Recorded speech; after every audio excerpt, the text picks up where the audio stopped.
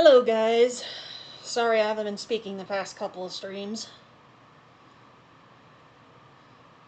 Okay, I'll get the game loaded up in just a sec. Really don't want to go through all that again, but oh well.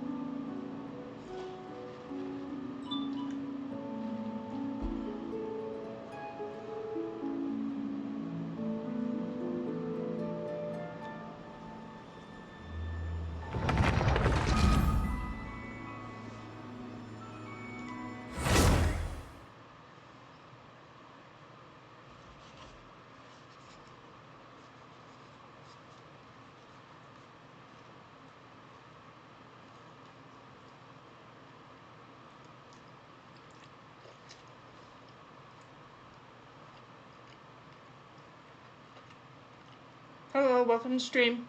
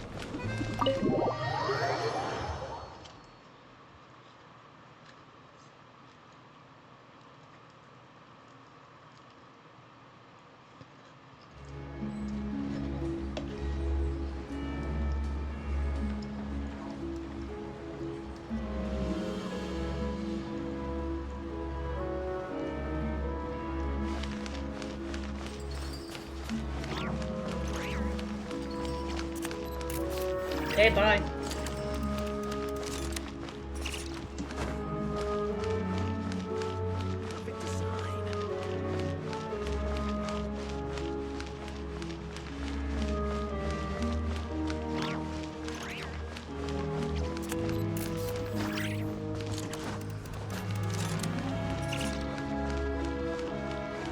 Oh dear, here we go.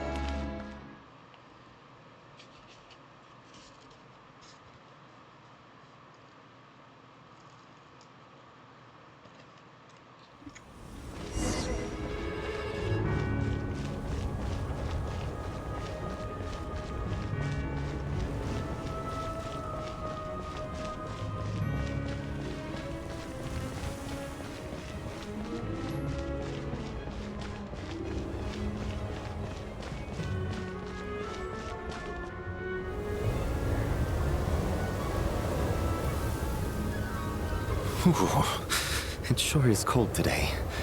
I wonder how much heavier the snow's gonna get. Here to see Odette? I just need to see your tickets for the preview. Perfect. Thank you. I'll hold on to your tickets. Come on in. It's freezing outside.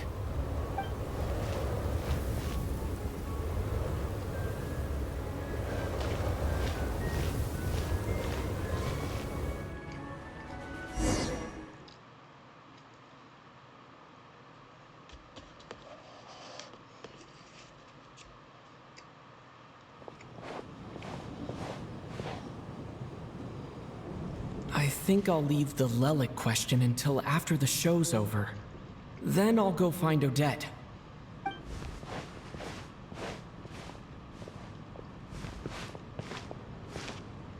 Child said he was originally going to come with Tonya. So I'm guessing Tonya's already here somewhere. Is there anyone here who looks like a Tonya? Let's see. It's a small audience. Makes sense for a preview. But wait, I do see some familiar faces. Mr. Chuganov's back again by the looks of it. Oh, and is that Mitya? And that Fatui officer, Valeri. Guess he must be playing cat and mouse with Mitya again. Oh no, it looks like the show's starting and I still haven't found Tonya. Never mind. I'll just have to take a seat for now and see if I can catch her afterwards.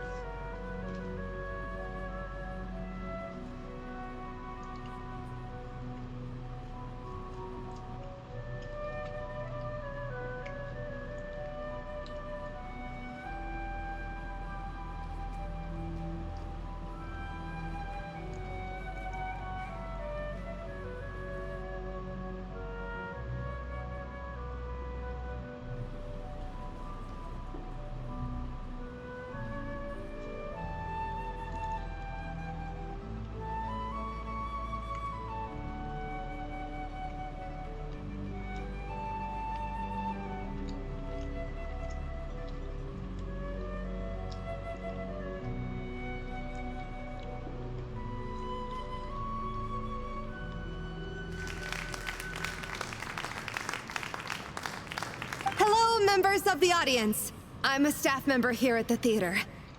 Today's performance was a very special one for us, as it marks the first attempt in a long time to revive the classic Snezhnayan ballet, Spirit Seeker. To commemorate this occasion, we would love to take a group photo of the cast, crew, and audience members present today. Could I kindly ask the audience to please come up onto the stage?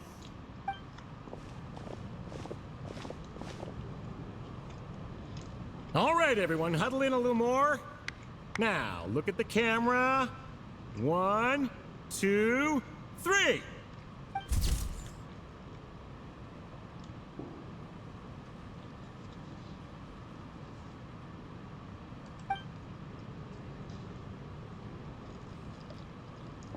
Are you quite satisfied, Mr. Energy Scientist? I rather hope you don't have any other escape plans to add to my workload today. What are you talking about, Sarge? This was simply my way of inviting you to watch Miss Odette's new show with me. And wasn't the performance spectacular? In the future, I heartily encourage you to take a leaf out of my book. Find some soul-nourishing pastimes to enrich your time outside of work. It was indeed a fine performance, but I must correct you on one point. This is not time outside of work. These are working hours. Working hours and non-working hours are just a social construct. Human technology can never advance if we're too rigid in our thinking, Sarge. May we leave now? Already? I mean, I was kinda hoping to soak up the atmosphere for a little longer, but... No? Okay, guess I'm pushing my luck. Didn't seem like too much to ask, but fair enough. Off we go then, Sarge. Back to the land of working hours. Lead the way. That has to be Yo, her. man. She's the only person in the audience around Tonya's age. Excuse me, are you Tonya? Huh? Your brother's busy today, so I took his ticket. Don't worry about him, he's fine. Oh, okay. Sorry for the trouble. What's wrong? Are you sick? No, I'm fine. It's nothing. Maybe she caught a cold on the way here because of the weather.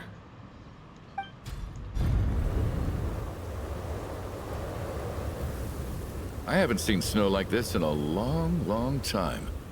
It's most unusual. I know. It's completely white out there. You can barely see a thing. I've never seen such heavy snow in my life. Let's wait it out for now. You'd be lucky not to freeze to death in this weather, let alone find your way. Well, look at that. Maybe we shouldn't be in such a rush to get back after all. What do you think? Let's wait and see. Why do you need to take it so seriously? Fate has given us this wonderful chance to take a break. We owe it to ourselves to make the most of it. Come to think of it, there's a small inn not far from here that always keeps plenty of extra blankets on hand for guests. I know the route well.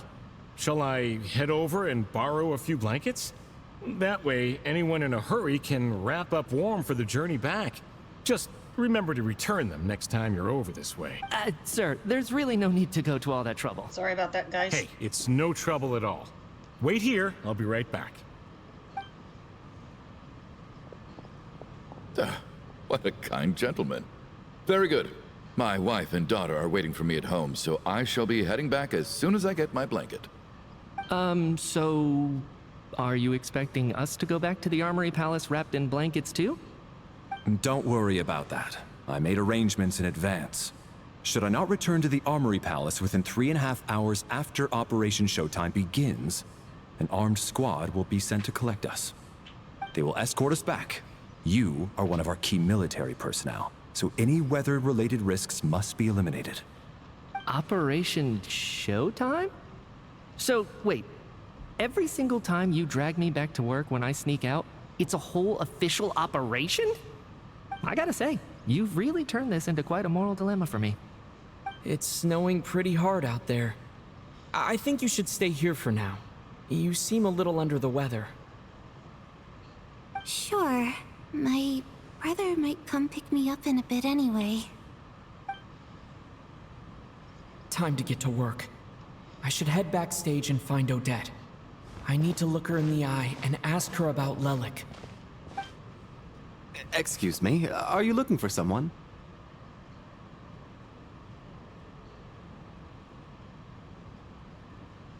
Ah, a fan, I'm guessing? Today is just a dress rehearsal, so Miss Odette won't be meeting with fans. She's taking a well-earned rest right now. Sorry, but that area is currently off limits to everyone except the cast and crew. Bad timing, I guess. Well, I might as well stick around. I doubt Odette will be leaving before the snow lets up in any case.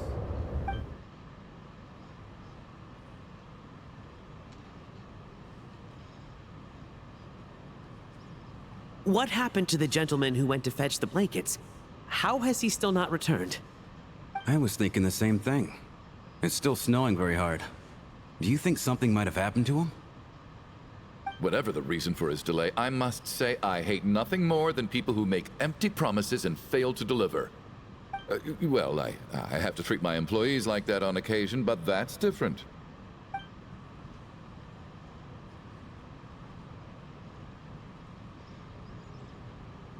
You seem anxious, Mr. Valeri. It's been nearly 4 hours since I left the armory. The army should have arrived to extract us by now. They know how much I despise tardiness and disrupted plans. There's simply no reason that they shouldn't have shown up by now, barring exceptional circumstances. Surely a snowstorm like this one counts as such. Few things in this world can stop the Snezhnayan army, Mr. Mitya. And a snowstorm is certainly not one of them.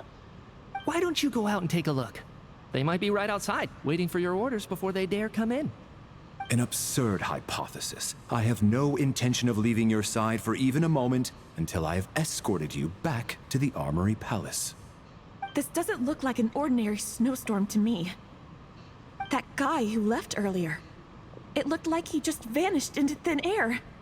Either that, or my eyes were playing tricks on me. A man-eating snowstorm? Come on.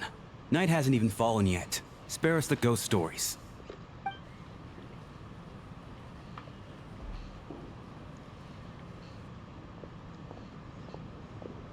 Traveler, didn't know you were coming today. How come you didn't say anything?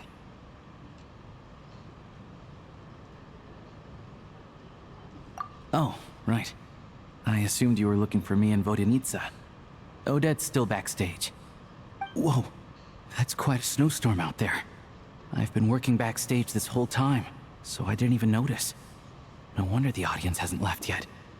Is weather like this rare, even in Snezhnaya? Yeah, snow like this. I'm sure I've seen it out in the wild before, but never in the city. Actually, I take that back. I don't think I've seen snow this bad even in the wild.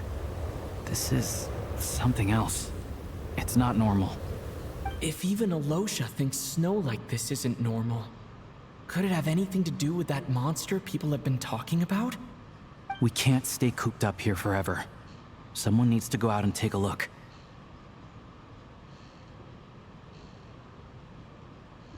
No need. I have plenty of experience with snowstorms. Besides, I work here while you're an audience member. I should be the one to do it.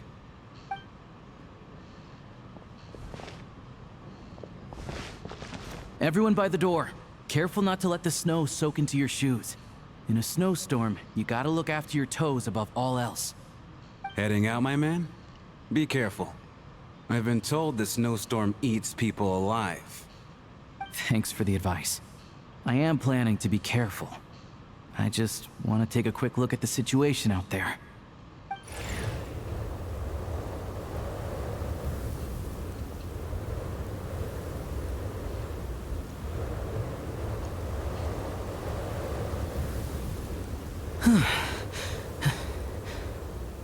He's back! He's back! How was it? What's going on out there? Did you see any soldiers patrolling the area? Something about this storm isn't right.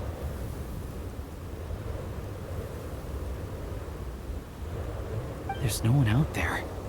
I didn't see a single soul. And something in the air gives me the creeps. This isn't your average snowstorm. I suspect it might be related to recent events in our nation.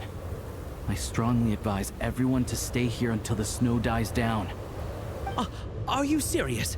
So all of us are trapped here now? That sounds a little far-fetched to me. You want to go outside and see? I, for one, am not risking my neck in that weather. This just turned from a minor delay into a major hassle. We can only hope that our friend who went to fetch the blankets just ditched us and went home. Is it really that bad? But my daughter, I won't be able to read her a bedtime story tonight. Huh? What are you all still doing here? Whoa! It's snowing hard. So now we're stuck here? Oh, this is terrible. Luckily, it was just a dress rehearsal today, so there aren't too many people here. On the bright side, the theater's always well stocked with supplies. If the snow still doesn't let up as we get into the evening, you can spend the night here, everyone. At least, I assume that's alright? Odette? Fine by me. This seems like a sensible backup plan under the circumstances. My thanks to the theater for being so accommodating. What are you staring outside and praying for, my man? You anxious to get home too? Oh, Your Majesty the Tsaritsa, I beg you, please do not let tonight's snowstorm stop. This is a golden opportunity to spend the night under the same roof as the 2 top stars in all of Snezhnaya. It's a once-in-a-lifetime experience. I think I've changed my mind. Sir, if you so much as look at us funny, you'll be seeing stars in a whole other way. Behave yourself, or you'll be begging for that blizzard. It's getting colder. We need to keep the indoor temperature up. Close the door and lock it tight. Let's head somewhere warmer.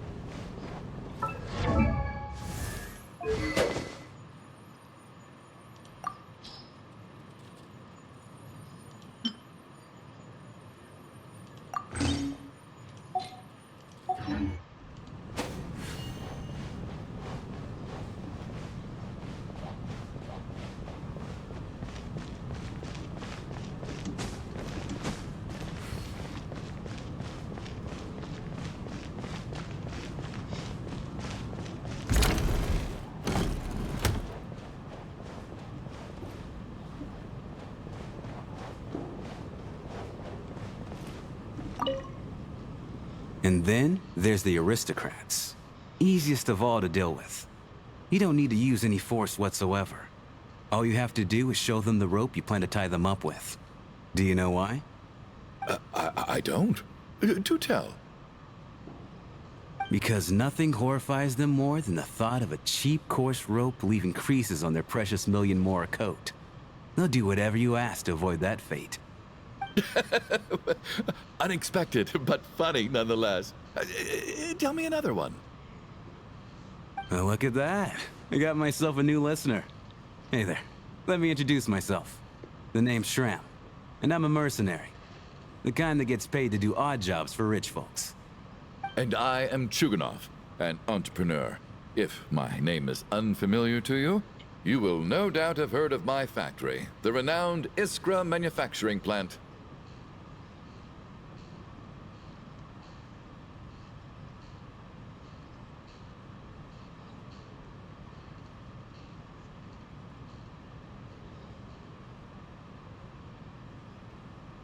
Are you really that famous, Mr. Chuganov? How come I've never heard your name before? Excuse me? Is that a joke? Or are you being serious? Oh, I'll have to ask my rope later. He's probably tied up more entrepreneurs than I've ever heard of.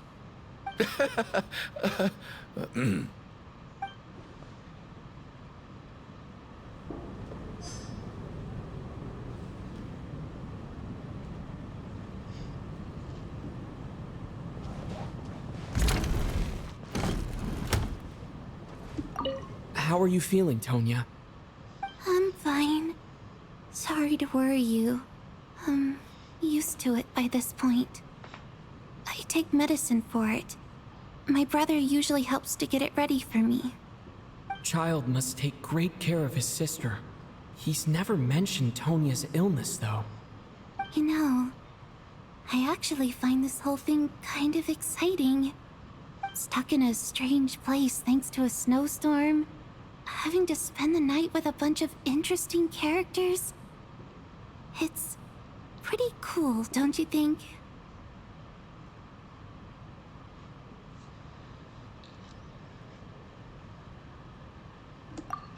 Exactly. It's like one of those stories where an ordinary school trip turns into a magical adventure. I've always wanted something like that to happen in real life.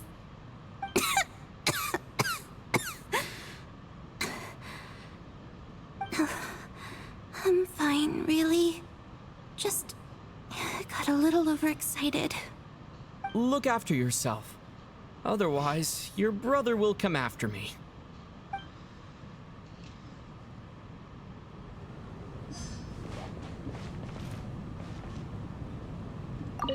My husband has major trust issues. To him, I doubt even this snowstorm is a good enough excuse for me to stay out all night. That's the price of marrying into wealth. You'll get used to it. I'm not about to stop you if you want to leave, but don't drag me along. Hello? Can I help you?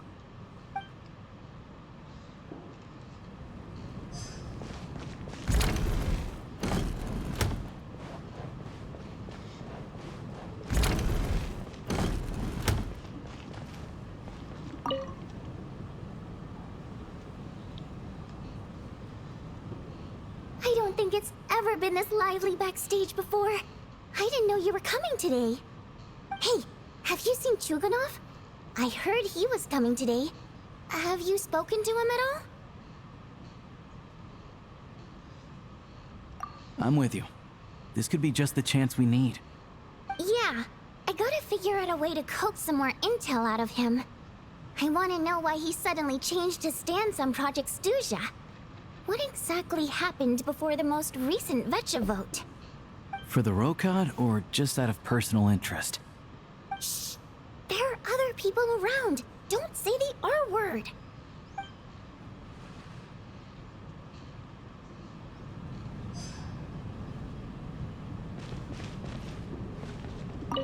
This is highly irregular.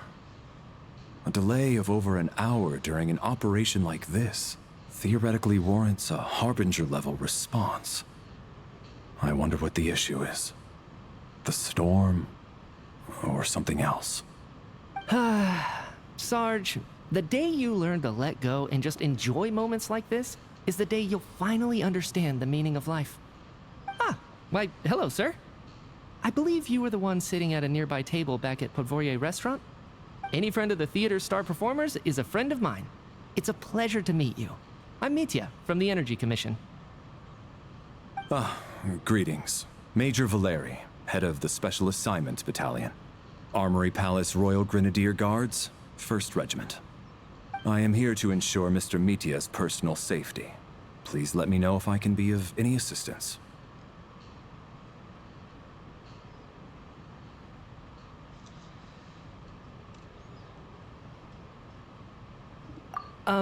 Mr. Traveler, I cannot help but notice that Miss Odette is stealing glances at me. Any idea what that could be about? I've racked my brains, but I can't think of anything I might have done to offend her. Perhaps she noticed me spacing out during her performance?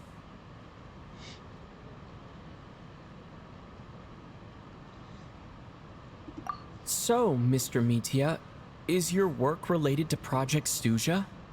Yes, that's right. The higher-ups in the Fatui transferred me from the Energy Commission to the Armory Palace because they wanted me to... Really? I can't even talk about that? Pretty sure it counts as part of my private life. All right, I won't say anything. Sorry, Traveler. As you can see, I'm afraid this pleasant chat will have to end here.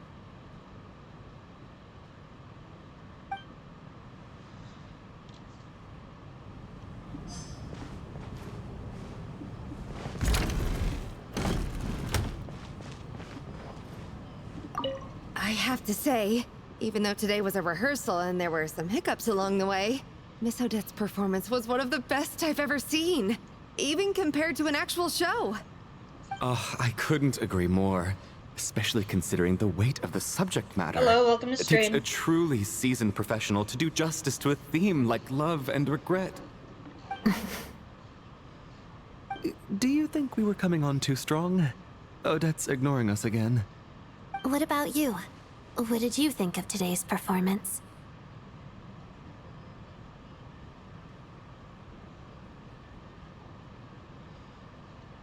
Really?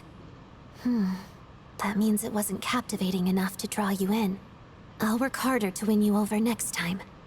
I'll make sure to save a ticket for you when the show's performance ready. This doesn't seem like the time or place to bring up the subject of Lelik. I need a chance to speak with her in private. So unfair. Talk about double standards. And now it looks like I've been spotted.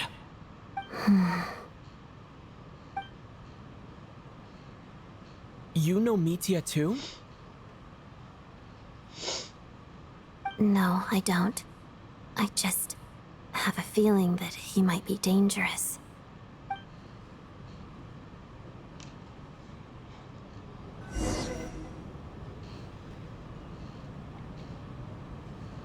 How's it looking, Alosha? No change from this afternoon. Heavy snow with no sign of slowing down. May I have your attention, please? The storm is unlikely to stop tonight, and it'll be even more dangerous outside at night than it was during the day.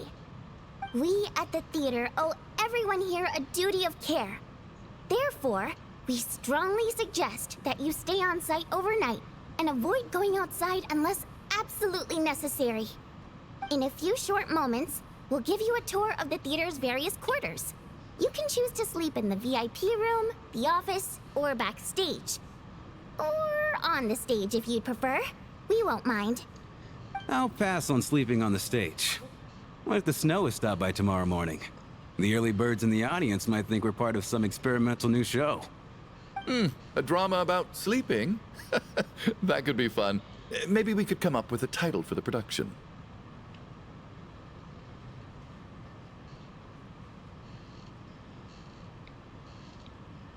Not bad.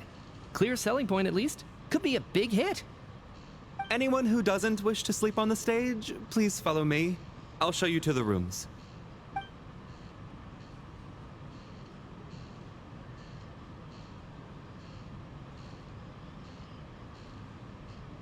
I guess I'll call it a night. Though I feel like I won't sleep very well without Paimon here. I'm sure she'll be worried that I haven't made it back yet. But as long as she looks out the window, she'll probably realize what's holding me up. I wonder if she's feeling any better yet. At least she hasn't been getting any worse. Still, I should try and get back first thing tomorrow morning.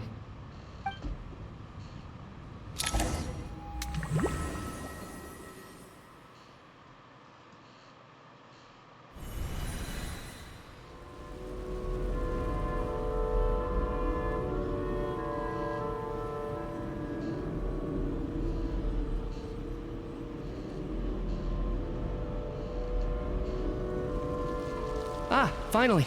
Welcome back to the world of the living, lazy bones. I was about to wake you. The black mist is almost on us.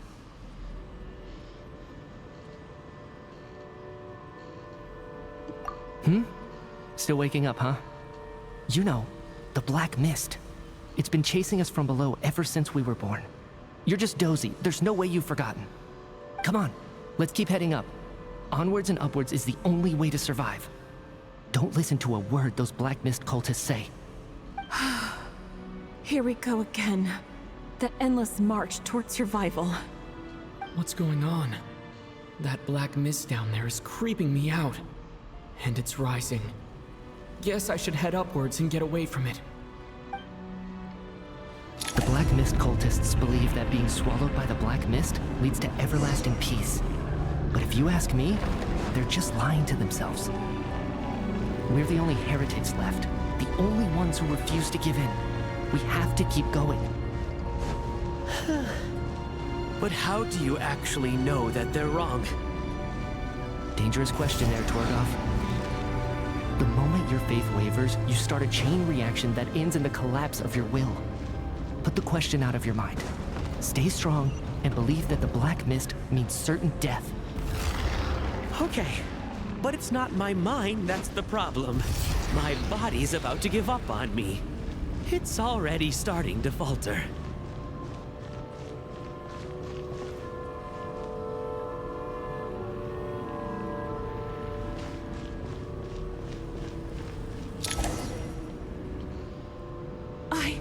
I can't do this anymore.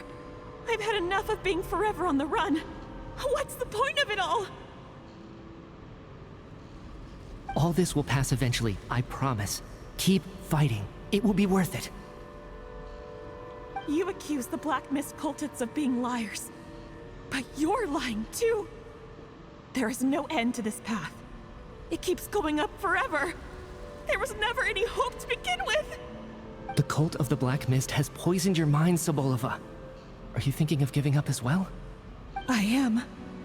I think I'll take my chances with the Black Mist over this perpetual torture. As much as I detest the Black Mist cultists, I'm just too weary. Then I bid you both farewell.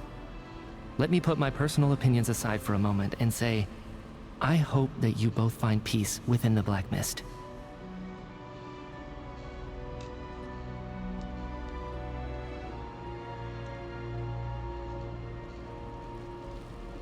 Fate always appears so impossibly complicated. But at moments like this, its raw simplicity is laid bare. Their fate was sealed from the instant they entertained doubt. From then on, the outcome was both inevitable and irreversible. Let's go.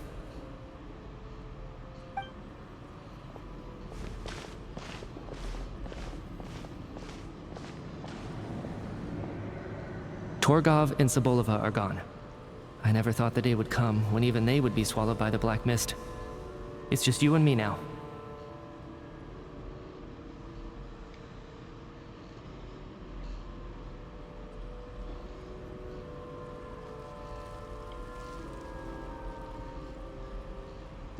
Yes, it looks like it's satisfied. For now. This happens from time to time, but it won't be long before the Black Mist starts chasing survivors once again. No one knows how to stop its advance for good. Well, we should make the most of the precious moments of rest that those two bought for us.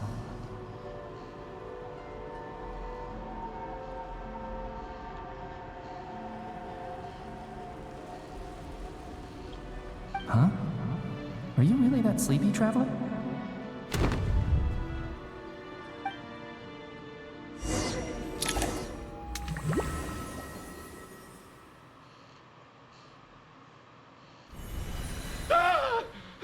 Help! Somebody, come quick! What is it, Chuganov? What's wrong? Huh? Is it morning already? What's all the commotion?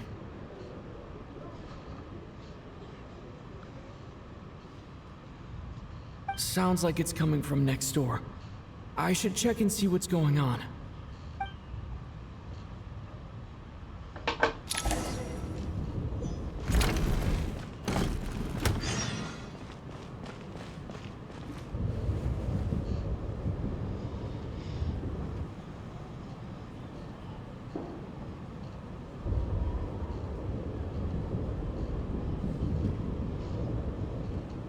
Don't look, Miss Tonya. Stay here. Okay. What happened to them?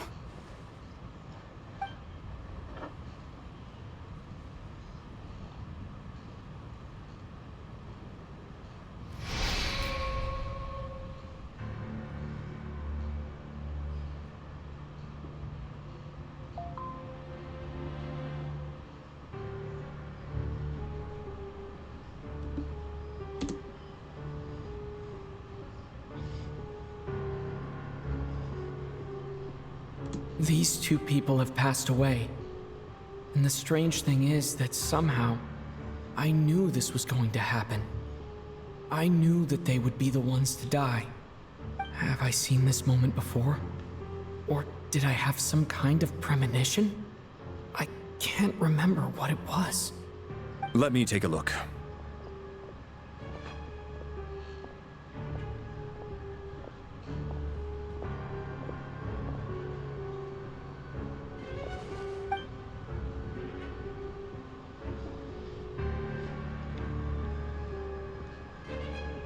No vital signs in either of them.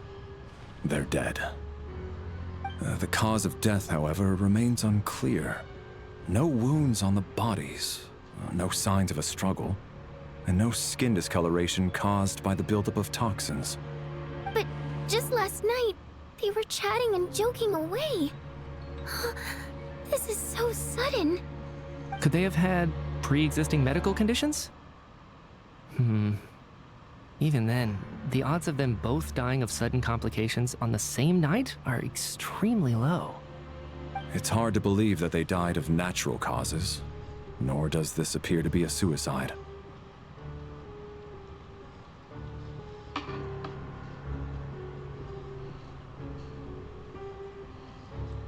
Who was the first to discover the bodies? It was me. But these deaths have nothing to do with me, officer. I got up early because I wanted to see if the snow had stopped. Then I noticed that the door to this room was open, and it looked like there was a man and woman inside. I just went over to see what was going on. I had no idea they were... I can corroborate this. I was doing my morning exercises near the stage. When I saw Mr. Chuganov heading this way, I followed him. I can also confirm that I didn't see a single person approach that room before him. The snowstorm was raging all night, and it's still going now. There's no way someone could have come in from outside, correct? You mean an intruder? No, not possible. I slept by the door last night as a precaution. There's no way I wouldn't have noticed if anyone had tried to open it. Everyone, split into pairs and search the theater for anyone in hiding, or any signs of suspicious activity. I'll follow up with a full search of my own shortly. Go, there is no time to waste.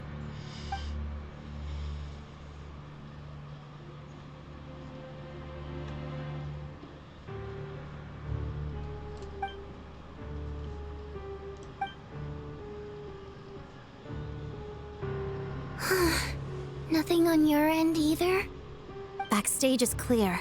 No signs of suspicious activity. We checked the basement. Also clear. I don't think there's anywhere here that a living person could hide.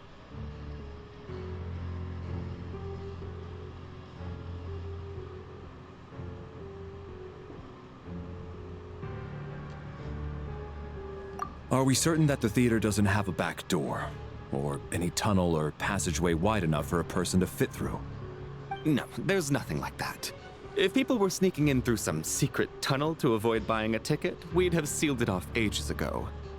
I also checked the windows. All of them are locked from the inside, and there's no sign of anyone entering or leaving. It sounds like we can safely rule out the intruder theory. If anyone came in during the night in this weather, there'd be no way for them to avoid leaving footprints or water stains. This can only mean one thing. It's like one of those murder mysteries you see in novels and plays, isn't it? The ones where the killer is one of us. We can't quite jump to that conclusion just yet. Could he be right? It's hard to imagine something like that happening in real life.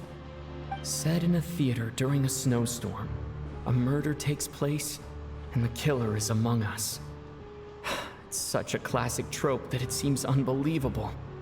Looking at who the killer targeted, and the clean entry and exit, it all adds up. I know what this is. It's obvious now that I think about it. What is? What have you figured out? Both victims were wealthy, well-known local merchants. And the door was deliberately left open so I would discover the bodies and witness the crime scene first thing in the morning. Such ruthless methods. This was your doing, wasn't it, Lelik? Lelik?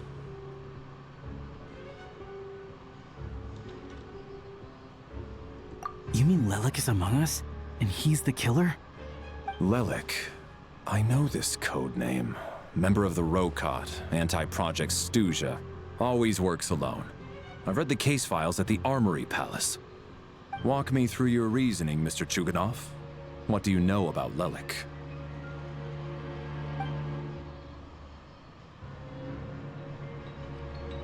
What now, huh? What now, Lelik? What more do you want from me? I already voted against Project Stuja at the Snezhnograd Vecha. You snuck into my house the other day while I was asleep. Left a threatening letter. and I did all that you asked. But Project Stuja cannot be so easily shaken. Not with the rooster in charge.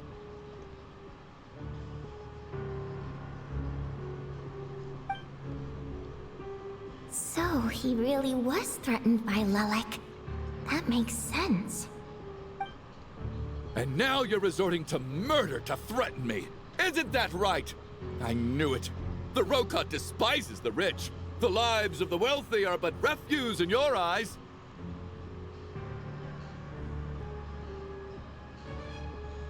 Show yourself! Which one of you is Lelek, Tell me! I'll do whatever you want! Just stop playing these mind games!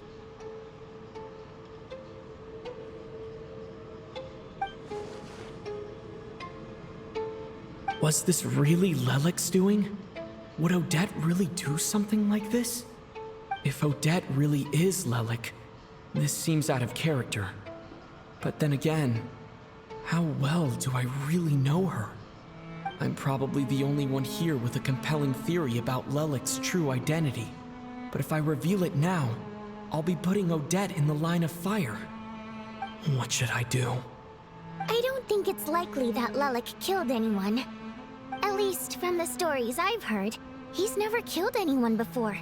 And his name has never come up in connection with any murder cases. Besides, even if Lelek did want to threaten you, why resort to such an extreme and roundabout method? It's not his style at all. Vodyanitsa doesn't know that Lelek might be Odette, but her assessment is pretty much identical to mine. Miss Vodyanitsa, why do you suddenly feel the need to speak in Lelek's defense? Defense? Oh, no, it's just... I'm worried that we're jumping to conclusions here, so I wanted to share my point of view. Also, I don't think the Rokot is as bad as you're making it out to be. Well, if you think I'm so wrong, what's your theory then, Why don't you tell us who the killer is? The case is still evolving, Mr. Chuganov. Please do not prevent others from expressing their opinions so early on in the discussion. Even so, there's no denying that the recent threat received by Mr. Chuganov may well be an important clue. So there's still a good chance that Lelek is right here among us. I can't do this anymore. I don't care if it's still snowing outside. I have to get out of here.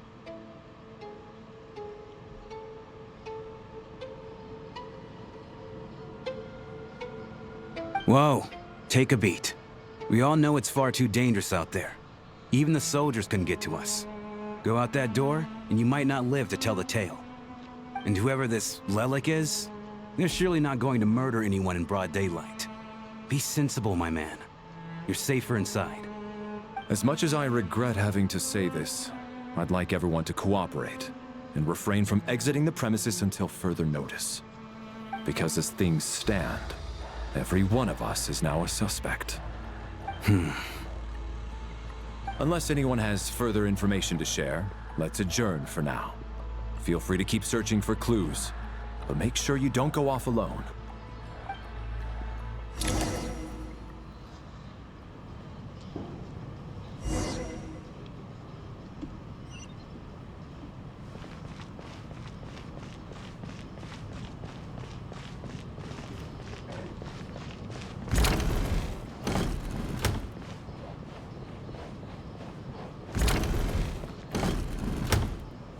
You're right, that was my bad. It was a knee-jerk reaction. I didn't think it through. Luckily, no one suspected my identity.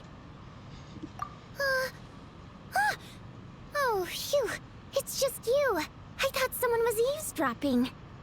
Since Vodyanitsa and I were on the same page earlier, I think I should share my thoughts with the Rokot members first.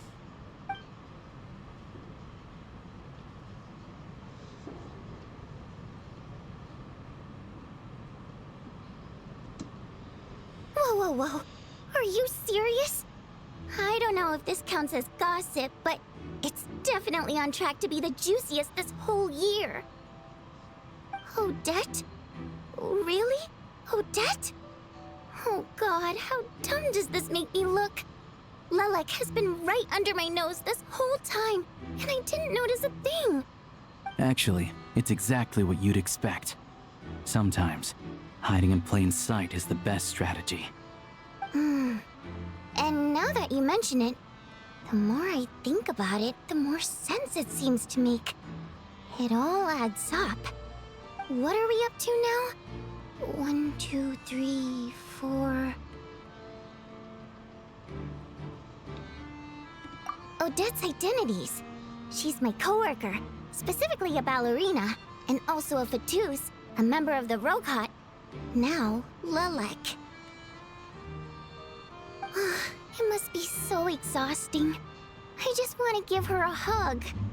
I guess since I've always known her as a member of the Fatui, it never even crossed my mind that she could be involved with the Rogot, let alone be Lilac. I don't understand. If she's with the Fatui, what reason could she have for being so opposed to Project Stusha? Probably best if you ask her that in person.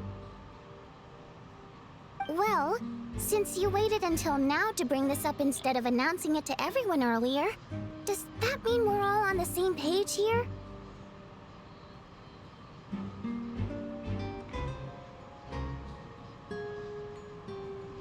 Yeah.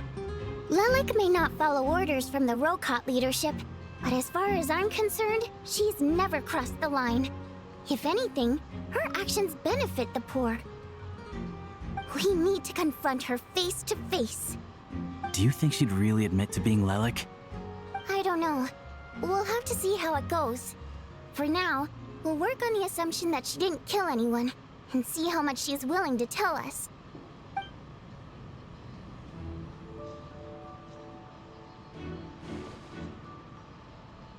Now's her chance. Odette's alone. Let's go. Hey, Odette. What is it, you guys? Shh. Keep your voice down. We need to talk. So, you're Lilac, aren't you? All right, fine. You don't have to say anything or explain yourself. Just hear me out first. None of us believes you kill innocent people. Whoever murdered those 2 people last night, it wasn't you. The Traveler was the first to figure out your identity, but he kept quiet during the discussion just now. Still, it's clear where the group consensus is heading. Everyone believes Lilac is the culprit. If your identity is exposed, you'll be in a really bad spot. We're your colleagues, and we know what kind of person you are. I don't want anything bad to happen to you. So, can you clue us in? Tell us everything. The more we know, the more easily we'll be able to cover for you. All right. Yes, I'm Lilac. And no, I'm not the murderer. And thanks, but I don't need you to cover for me.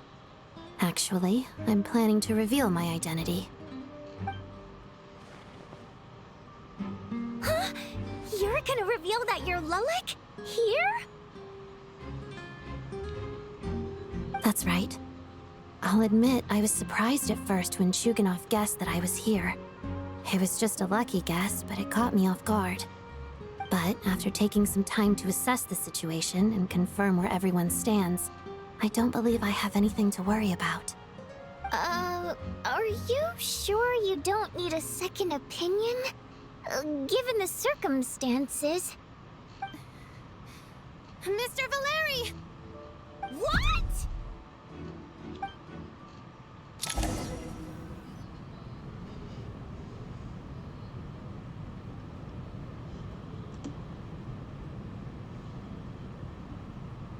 So... Odette is Lilac? I don't know what game you're playing, but you've got a lot of nerve.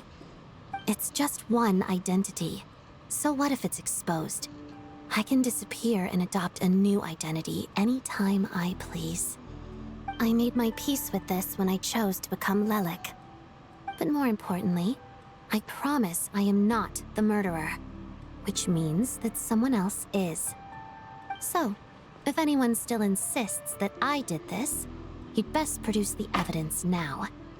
Otherwise, I suggest that you bite your tongue. Because if you really believe I killed 2 people without making a sound or leaving a trace, pointing fingers at me would surely only make you my next target. Is this really the truth, Miss Odette? That's confidence, all right. I believe you. A real no-nonsense attitude. I can see why Marionette said that she's on track to inherit the title of the Fair Lady. Are you seriously buying this? Hey, officer! She just admitted to being Lelik. Aren't you going to do something about this? I do have one question, Miss Odette. Why have you chosen this moment to come forward and reveal your identity? If I didn't say anything, everyone would be focusing all their efforts on finding Lelik. And that is exactly what the real culprit wants. I don't want to be the scapegoat who lets the murderer get away with this crime. Despite all the accusations, she made the smart choice. A remarkable display of rational thinking under pressure. Clearly, Odette's talent extends far beyond the art of dance. She thought so far ahead. Ugh, why do I always feel like I'm one step behind her in everything? You've convinced me. Dealing with the murder case remains the top priority right now.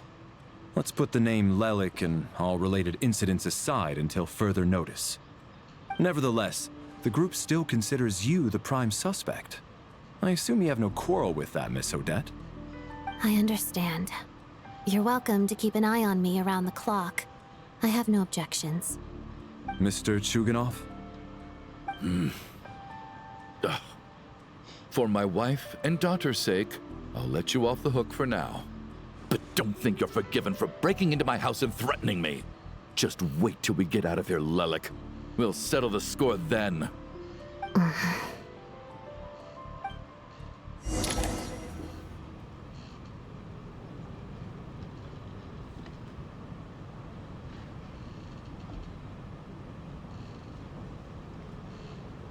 Good work, Lelik guard team. And Lelik too. Here, have some hot water. Turns out Valeri knew about my exploits. So now I've been told I have to guard Lelik with him. Shouldn't you be facing my way if you're guarding me? At the moment, it looks more like you're my bodyguards. If the true culprit is indeed still at large, as you have claimed, we must keep our guard up against them also. Don't worry, Tonya. We'll get through this. Once the snow stops, the officials will step in. The investigation will get easier, and then we'll be safe. But once the snow stops, won't everyone just leave? You're gonna miss us, huh? Well, some of us work at the theaters, so we'll still be here. I'll even give you a special backstage pass. Really, Miss Vodyanitsa? That's awesome! You've made a fan for life. Aw, you're so cute, Tonya. All right, let's swear to it. I promise to give you the pass, and you promise to never change your mind about being my fan. Promise. Don't indulge her, Tonya. You don't have to swear an oath over things like that. You really do get carried away sometimes, don't you, Miss Vodyanitsa? Hey, mind your own business.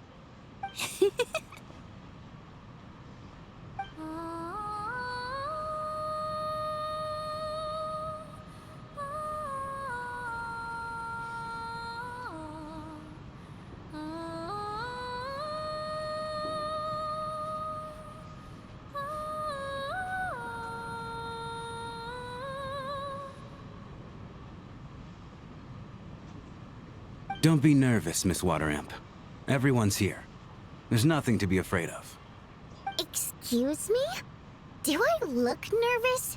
Don't be ridiculous. No. You sound nervous, lass. Oh. Wait, but how... Okay, plenty of people know that I'm a water imp, but still... How come you understand our primary mode of expression? Primary mode of expression. I've not come across that concept before. Do enlighten me, Vodyanica. Well, it's just... we water imps tend to communicate our emotions to each other by singing, rather than facial expressions. The emotions we convey through song take precedence over our facial expressions. So, we think of it as our primary mode of expression. I'm impressed, Shram. I didn't take you for a man of culture, but you're clearly rather learned. It's not about being cultured or not. The thing is, this mode of expression can usually only be understood by other water imps. It's not a simple case of a song sounding happy or sad. And yet, you're clearly human, Mr. Shram. It's really not the big deal you're making it out to be. I think I just have a knack for it. Plus, I have a... very close friend who's a water imp. A delightful lady. But keep that a secret. Anyway, we spent so much time together that before I knew it, I noticed I could understand her expressions. Oh, I guess that makes sense. Still, the fact that you have a water imp friend is even more surprising. I'd better watch what I'm singing when I'm around you from now on. Hey, what are you implying? You're not secretly insulting the audience in your songs, are you? Heavens, why would I do a thing like that?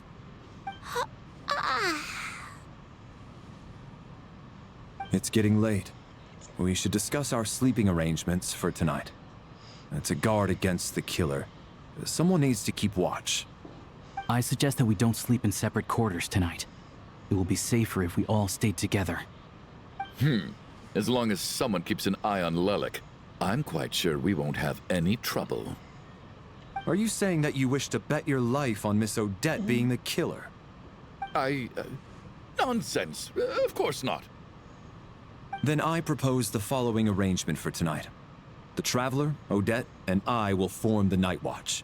We'll sleep in shifts, but 2 of us must be awake at any given time.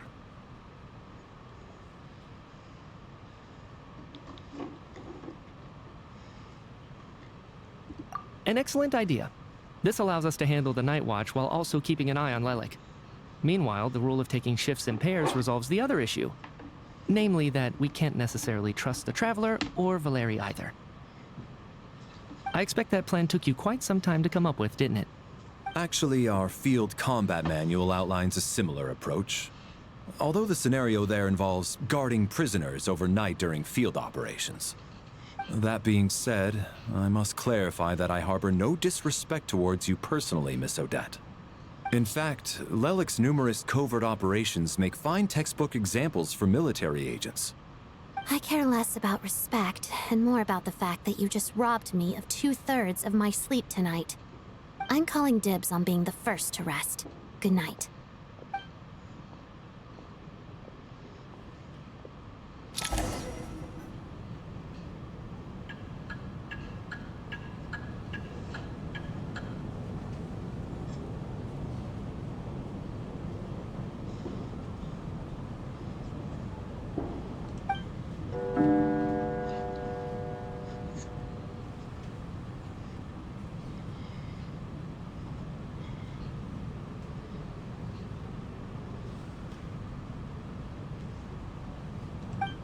It's almost time.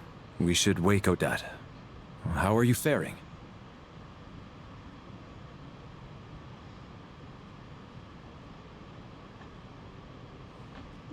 Oh, not going to argue with that. I'll take a quick nap. If you start to feel sleepy, wake me up anytime. It's finally time for Odette and I to share the night watch. I should wake her up.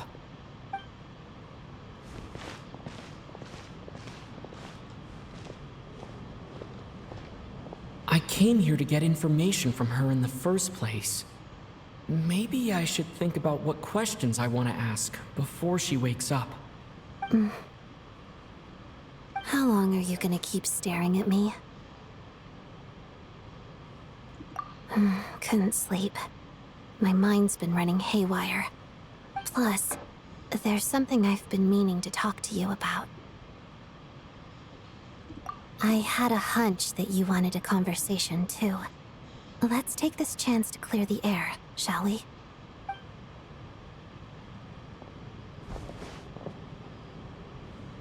I just had a simple question for you, really.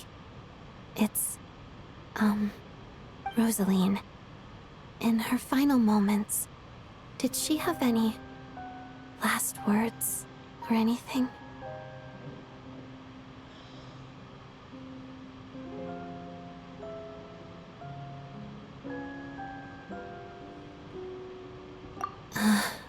I see. Well, that was all. I have no other questions. No. She was utterly ruthless in pursuing her goals. That kind of person should be hard to miss. And yet, even though I never approved of her methods, and she was an abrasive person, the fact remains that I am indebted to her.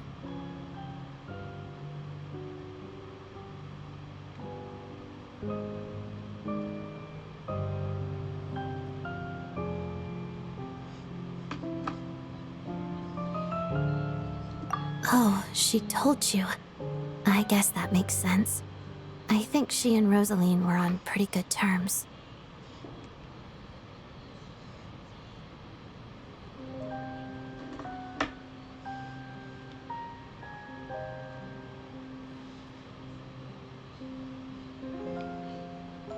Yes.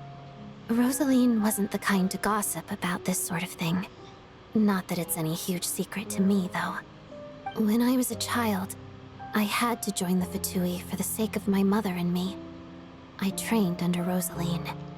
It was extremely grueling, and it didn't exactly come naturally to me. All I could do was try to ignore the biting cold and practice, practice, practice. I was a newcomer who'd managed to make a good first impression on a harbinger. There was pressure to live up to her expectations, to be worthy of the fair lady's reputation. Every day was a struggle against the cold, pain, and fatigue. And most nights, I struggled to fall asleep. After enduring all that, I've become almost immune to the sensation of pain.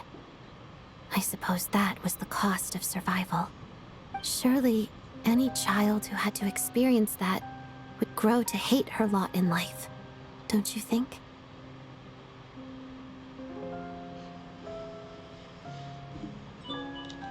So, I put an equal amount of effort into my ballet.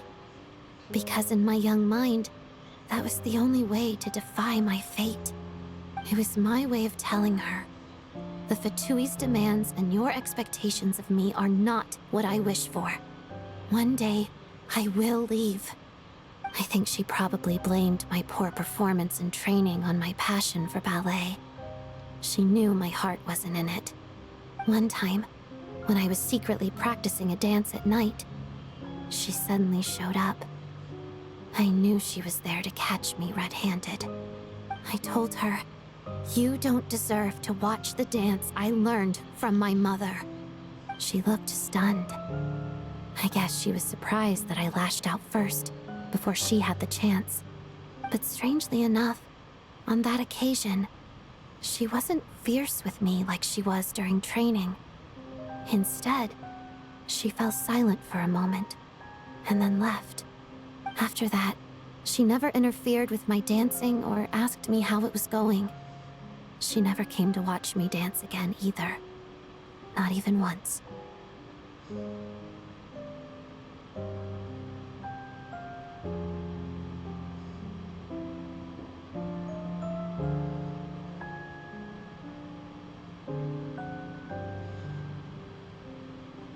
She was.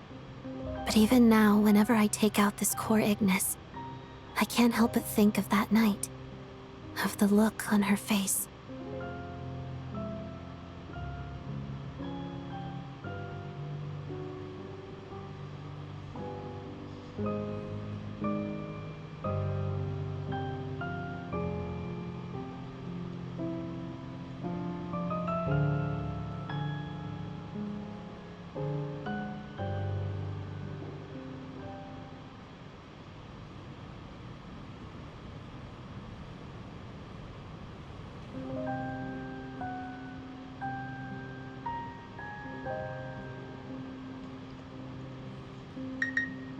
Sort of.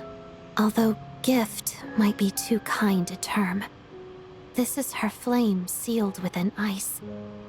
A symbol of her favor, yes, but also her way of keeping an eye on people. She knew the location of every piece of Core Ignis. If any recipient started acting suspiciously, she'd be on to them immediately. Trust her to make even a mark of approval feel suffocating. So, when news of Rosaline's death reached Snezhnaya, many people immediately crushed their Core Ignis. It gave them a profound sense of relief, like they'd broken free from her shackles. But I kept mine. With my sensitivity to pain being as dull as it is, the warmth from this Core Ignis is one of the few things I can still feel clearly. I still wonder, did she really come to stop me that night? I wasn't sure, but I was scared. So I said some really awful things. I guess she didn't leave anything behind. Not that I expected her to. It's fine. It's just a bit of a shame that we couldn't settle our differences before the end.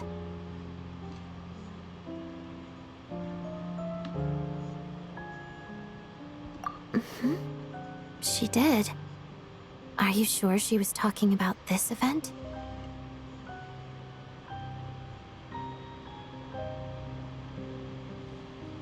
Huh. No, she didn't. I didn't even find out that she'd gone to Mondstadt until a while after she'd left. Wait, in that case...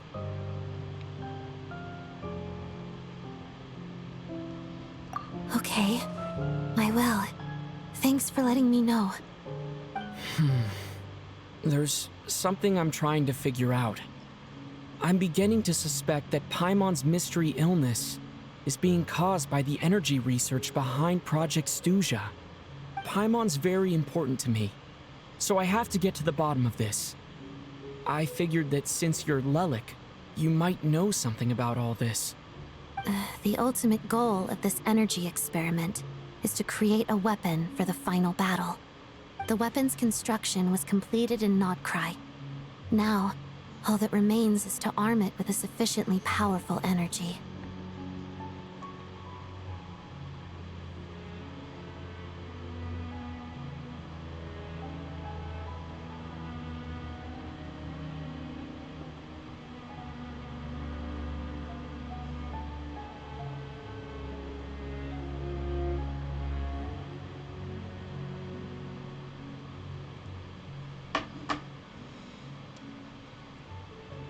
Yes. The weapon's development and all the related experiments are overseen by Lord Piero, the Jester, and the lab is located deep within the Armory Palace. I'm not sure why this experiment would be making Paimon feel unwell, though. The best way to get to the bottom of it would be to go there in person. Once we get out of here, I'll help you apply for an entry permit.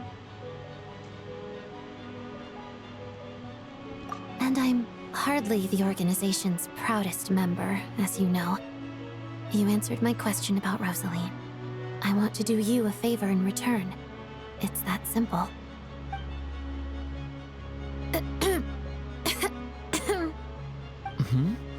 What's wrong? Are you not feeling well? You two seem to be hitting it off.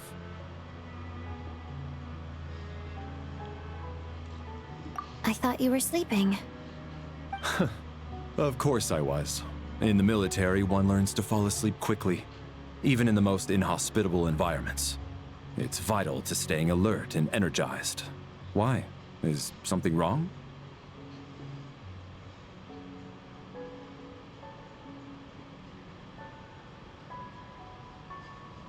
Even if he was awake, he can't have overheard us, right? Well, thank you both for keeping watch. Traveler, I'll take over for now. It's your turn to get some sleep. Sure.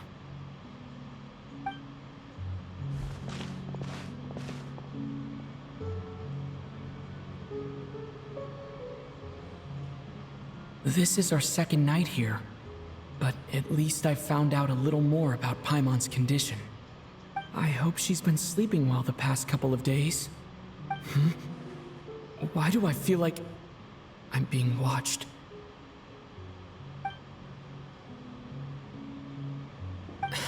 Seriously? Is this payback for when I stared at her earlier? But I thought she was asleep.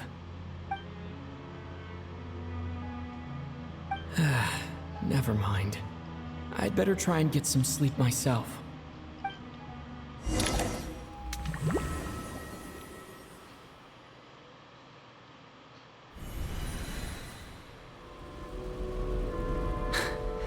Hey, what are you spacing out for? Are you reaching your limit too? How long have we been walking for? Do you remember? Time's lost all meaning. Ever since we noticed that thing above our heads. What was it called again? A star key? Or key star? Anyway, the person who named it was swallowed by the black mist. Whatever it's called, ever since we noticed it, we've been walking up and up, hoping that as long as we reach it, we can find a way out of this place. But it seems like no matter how far we walk, we never get any closer. Well, we've come this far. You never know. Maybe we're almost there? Come on, enough moping. Let's go. The black mist is catching up.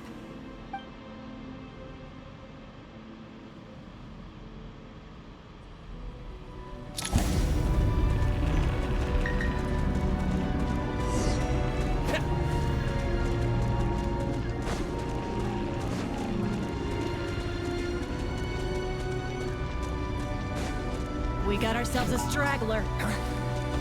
Monsters! Watch out! Not again! I've lost count of how many times we run into them. Careful!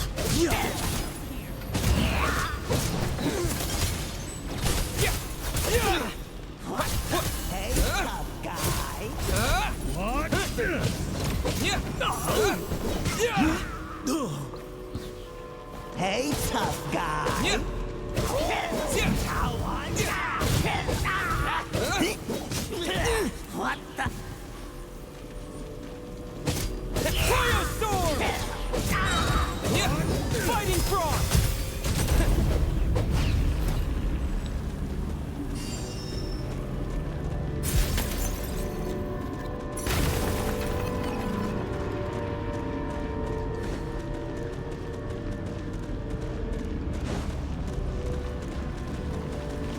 We got ourselves a straggler. Here comes another. Here they come again! Get ready! You wanna fight? Let's go. Becca's here. Having second Cryo storm! Gotta run.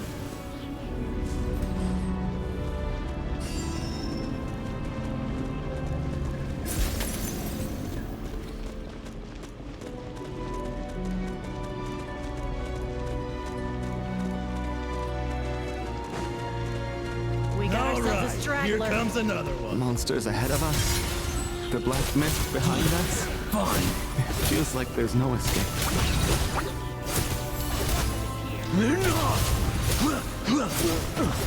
Shut up.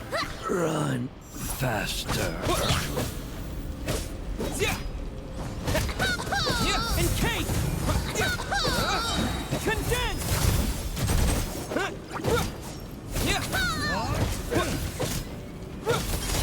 Gonna slice you up!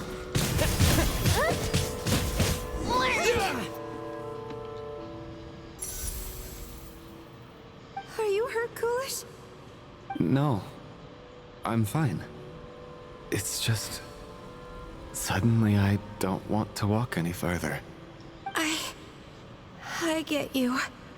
In fact, I reached my limit a long time ago. Sometimes it feels like there's hope where there shouldn't be. Yeah. The hope that the star gives us is the only thing keeping us going. But I'm not sure it's real at all. It may just be a collective illusion. Otherwise, why would it always be out of reach?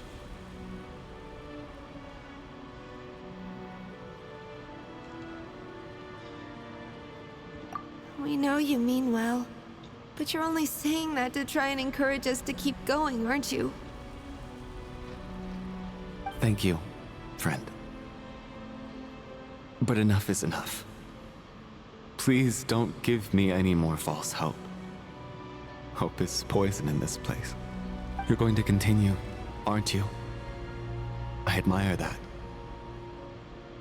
I've given up, but I wish you the best. May there come a day that you catch up to the star and leave this godforsaken place.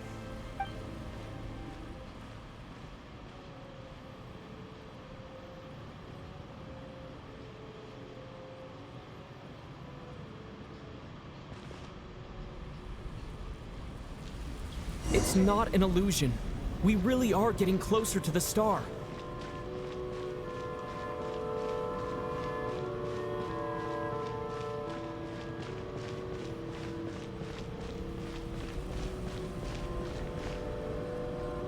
Congratulations.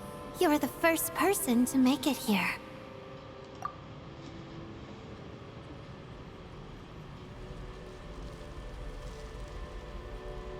I'm the star's envoy. The black mist has stopped rising. Its hunger is satisfied for now, having devoured your two companions. This is a good opportunity. I'll let you get some rest before we continue. What do you mean, leave? The star represents the starting point. It's the waypoint for the beginning.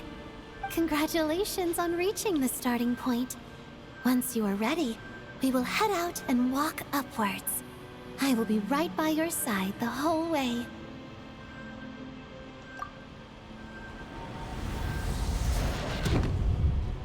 Huh? What's wrong?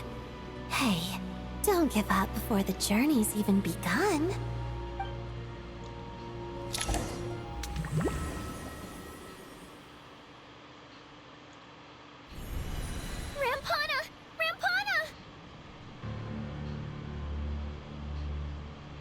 Is that Vodyanitsa's voice?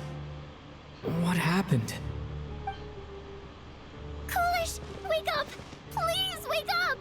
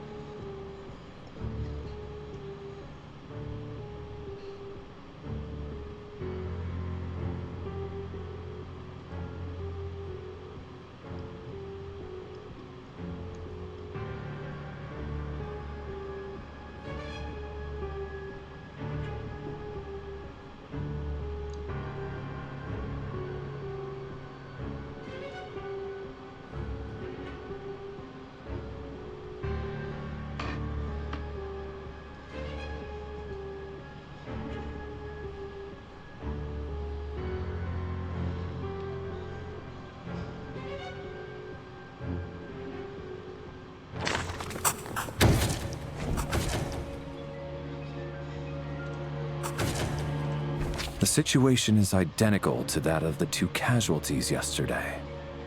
We cannot ascertain the cause of death. At least there are some elements that we can rule out this time. They slept on the stage with everyone else, so I suppose the surrounding environment can't be a relevant variable. Rampana. Coolish.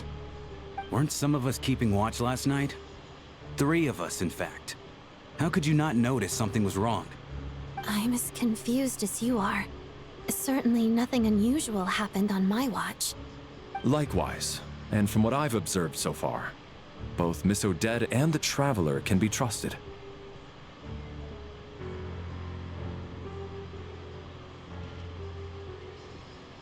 To be honest, I didn't get a wink of sleep last night. I couldn't help but think I was the target, so I just laid there with my eyes closed. I heard the Traveler and Lelik chatting, but otherwise I don't recall hearing any commotion during the night. Me too. I didn't want to wake everyone up, so I was concentrating hard, trying not to cough. I hardly slept at all. If anything had happened, I'm sure I would have noticed. Then, what could possibly be causing this? Once was bad enough. I can't believe it happened again. I worked closely with Rampana and Coolish for so long. I never imagined that one day they'd... And on the stage of all places... Florianitsa... 4 victims in just 2 days, and we still don't have a single lead. I need to get to the bottom of this as soon as possible. And above all, keep Tonya safe. I'd never be able to look Child in the eye again otherwise. Still snowing? Yes, I just checked. Still no sign of anyone outside either. So we only have ourselves to rely on. If you ask me, this killer can clearly strike whenever they please. The Night Watch was a useless endeavor from the start. Lelik must be an expert in poisoning. Clearly she used some poison that can't be detected on the corpse. Here we go again. Listen, I was already thinking to myself last night, was Lelik's reason for revealing her identity the real story?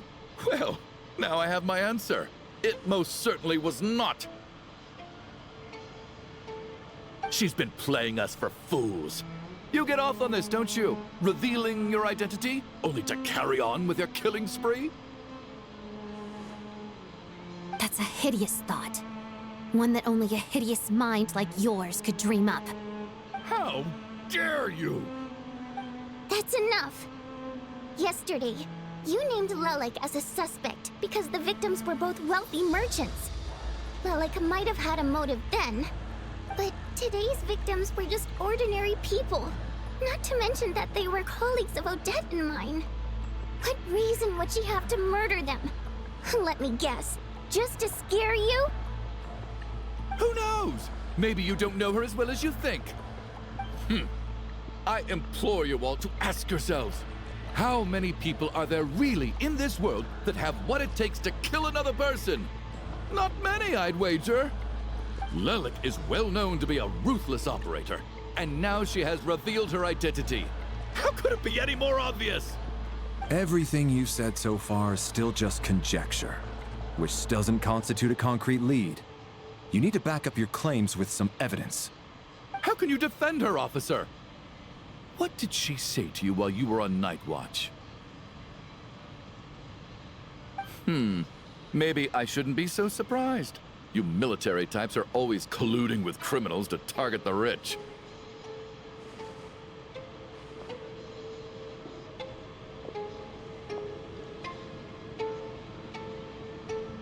All so you can get your grubby paws on our hard-earned fortunes, then tell us to fall in line. The Fatui, the Druzhna, and the Rokot. Thugs, the lot of you.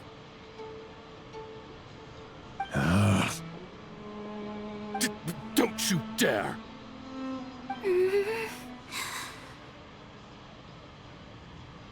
Sir, but... You were the one who told us not to stop other people from expressing their opinions yesterday. 4 people have already died.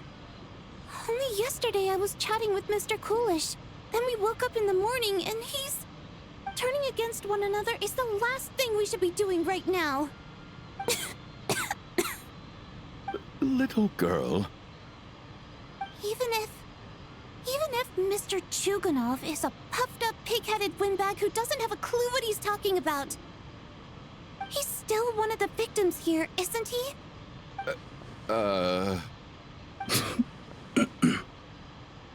Quite. I had no intention of resorting to violence. But you're right, Miss Tonya. I ought not prevent him from speaking his mind. In any case, I believe Mr. Chuganov has calmed down a little now. We may resume our discussion. I don't think there's any need for that. What is there to discuss? Nothing about this situation is normal.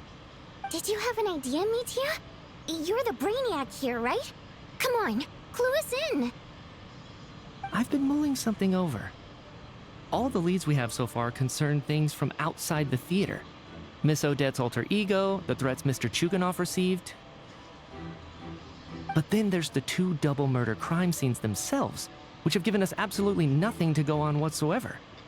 That's highly unusual. Even with the most careful killers, there's always some evidence left behind. So what are you suggesting? I think this could be a supernatural event. It isn't characteristic of human-on-human homicide at all. Correct me if I'm wrong, but aren't you supposed to be a scientist? That doesn't sound like a conclusion someone like you is supposed to make. I got into scientific research because of my insatiable curiosity. But if the present situation defies all known scientific explanations, I don't mind shifting my curiosity toward the paranormal instead. Now that you mention it, I remember when I first came to the theater. I heard rumors about this place being haunted. Haunted? Yeah, I think I heard the same thing. But I mean, they're only rumors, right? We've worked here for years. Surely we would have noticed any spooky goings-on by now. Well, this has taken an unexpected turn. A haunted theater? If Paimon were here, she'd probably be hiding behind me in fear right now. Why don't we take this opportunity to look for clues again with a more open mind? Maybe a different perspective will help us see something different. Very well. Whether it's criminals or ghosts we're looking for, the same rules apply. Everyone needs to tread carefully. I'll move the bodies into the same room for now.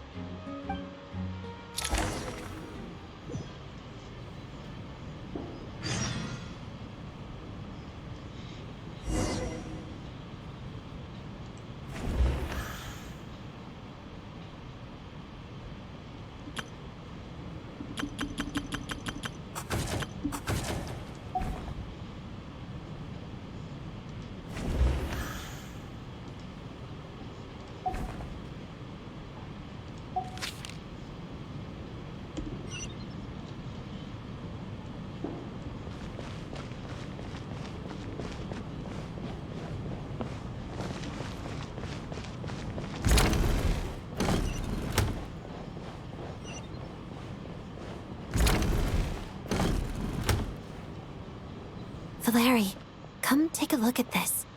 You too, Traveler. Some sort of notebook. What is it for? It's the on-duty logbook for the theater. Coolish was the main person to use it.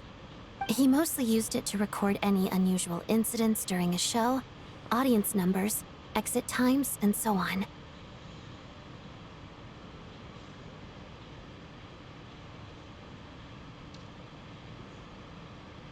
Yes, he'd always have this logbook with him when he checked tickets at the entrance. This should confirm a lot of key details about the recent show. So, you find anything unusual? Yes. The number of people. I've checked and double-checked, but the numbers just don't match what's recorded in the logbook. Apparently, we have an extra person among us. Are we certain that logbook is accurate? Could someone have sneaked in without buying a ticket or something? Unlikely. Coolish took his duties very seriously. I've rarely seen any errors in his work. Not to mention that this was a dress rehearsal, meaning smaller audience numbers and tighter ticket restrictions than usual. Everything would have been well within his control. We no longer have our tickets with us, do we? They got collected on entry. I assume there's no way we can check them again. Unfortunately not. The theater recycles tickets. Once people are in the door, they don't tend to leave until the show ends, so we collect the tickets at the point of entry.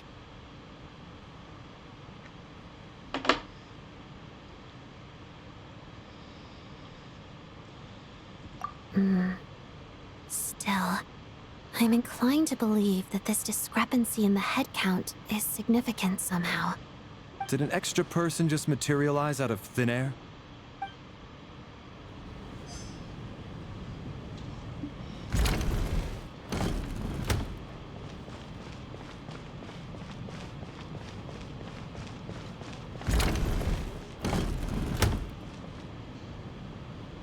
Ah, Traveler.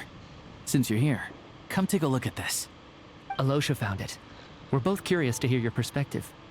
It appears to be an investigation report. And the focus of the investigation was the rumors of haunting we heard about earlier.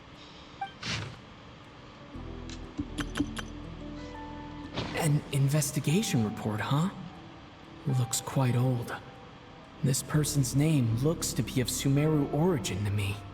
Was the investigator from Sumeru? The theater manager must have hired an investigator once specifically to look into this issue. But it doesn't look like anyone ever looked at the report.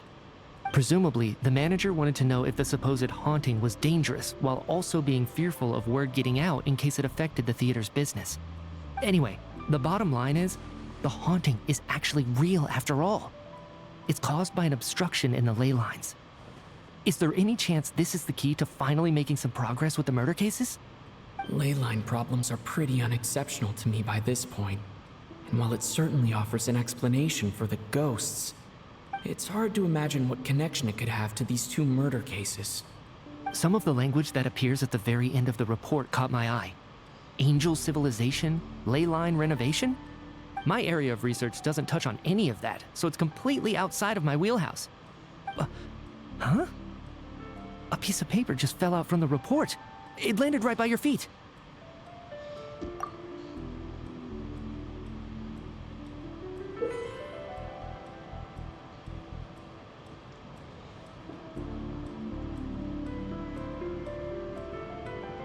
How unnerving.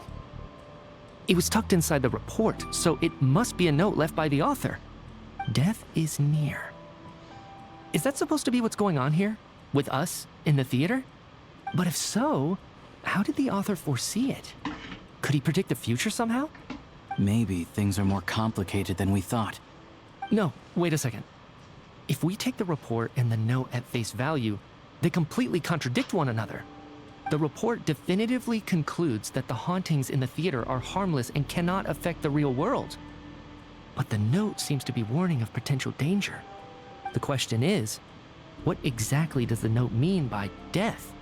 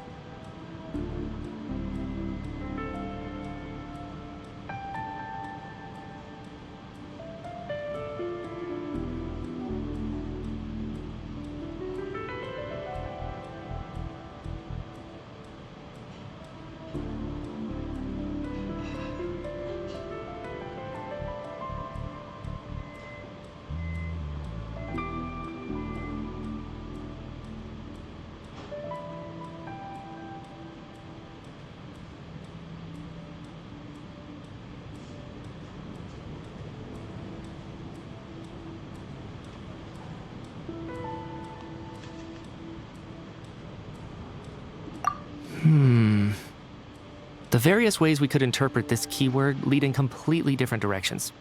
Let's pause our analysis here for now. I think we need more information.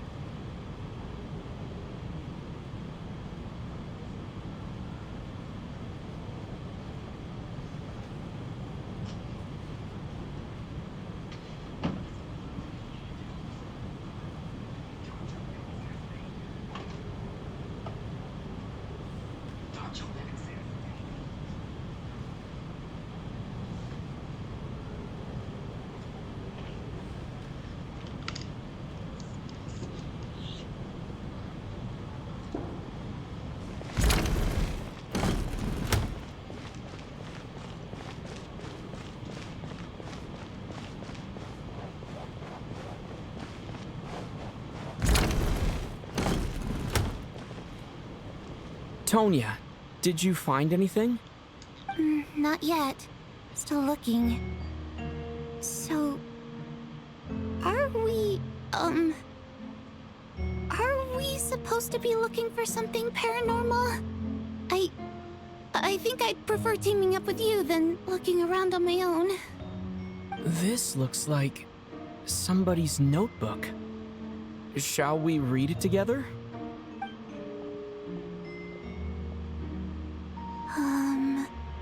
Well, it doesn't look scary or anything, so I guess it should be fine.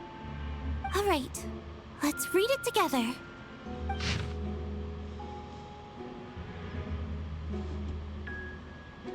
Huh. This has to be Vodyanitsa's writing, surely. Maybe it's a little rude for us to peek at this. I feel like I just read someone's secret diary by accident.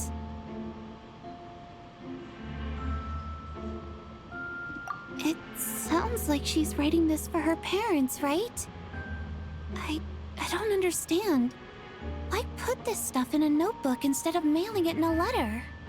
Because her water imp parents belonged to the aristocracy, who were driven out of Snezhnaya by the Tsaritsa long ago.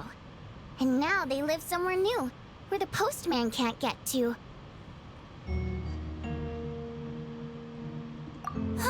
We're sorry. It's fine. My fault for not storing it properly. I can't leave things lying around and expect them to get ignored when everyone's scouring the place for clues. All right, give me my notebook back. I'll take over the investigation in this room.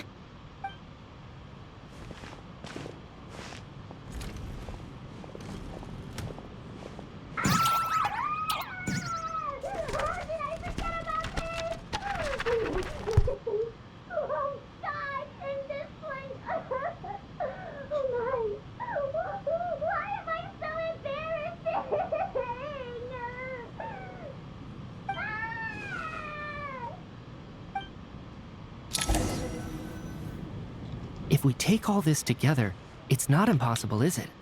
If anything, it's the natural conclusion. Oh, I beg to differ. This sounds to me like a product of a researcher's vivid imagination. And perhaps it's because I'm still viewing this through the lens of a typical murder investigation. But still, I'm struggling to be persuaded by your theory. Does it really sound that far-fetched? All right, well, let's treat that as speculation for now. I do agree with what you've said, so let's go with your idea for now. Good. Okay, now that we finally have some meaningful leads, I think it's time to reconvene. Let's get the others.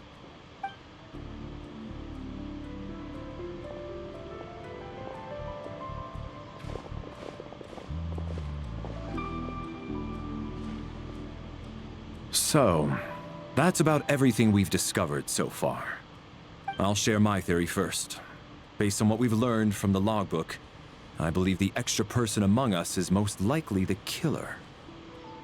If the killer had simply bought a ticket, it would have greatly increased the risk of their identity being exposed.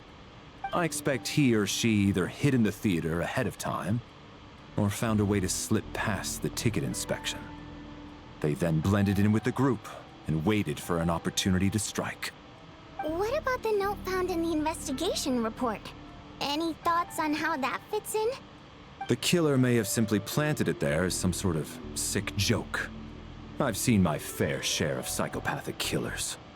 They love playing cryptic mind games. So, it has nothing to do with the haunting of the theater after all. This theory makes sense to me. If we have an audience member unaccounted for, chances are they didn't come here to watch the show. Could it really be that simple? So, in other words, all we have to do is find out who got in here without a ticket, and all our problems will be solved? Then let me make one thing clear. All the theater staff should be well aware that I came here for the rehearsal legitimately, yes? There's no way I'm the one who didn't have a ticket. Really? It's true. Shut up. I hear you used every trick in the book to get a hold of that ticket, too. Everything short of throwing a temper tantrum and rolling around on the floor at the entrance. I most certainly did not degrade myself in such a way.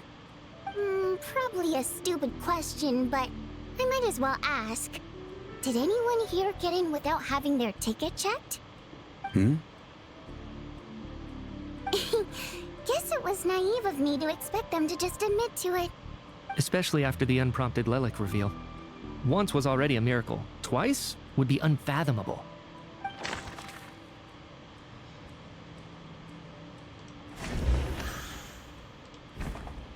I don't believe any of us here knew Shram before all this. Mr. Shram, did you really go through the ticket inspection to get in here? Huh? Me? Why am I being singled out, my friend? Do I seem that suspicious? It's not that you stand out as suspicious, more that everyone else has been ruled out as trustworthy. Okay. Well, we spent the best part of 2 days together now, so I'm sure you can all tell what kind of person I am. I'm a true gentleman. I never dream of doing something like sneaking to the theater without a ticket. Yeah, I have no doubt that you're a good person. But the problem is, none of us here actually know you, so no one can say for sure that you are who you claim to be. Although, actually, what was it you said last night? Yeah, you're friends with that water imp, which is why you understand our primary mode of expression. Last time I checked, there were barely any of us remaining in Snezhnaya, since most of the water imps left. Could you tell me a little bit more about your friend? There's a good chance I actually know her. And I suppose it's also kind of a way for everyone else to get to know you a little better.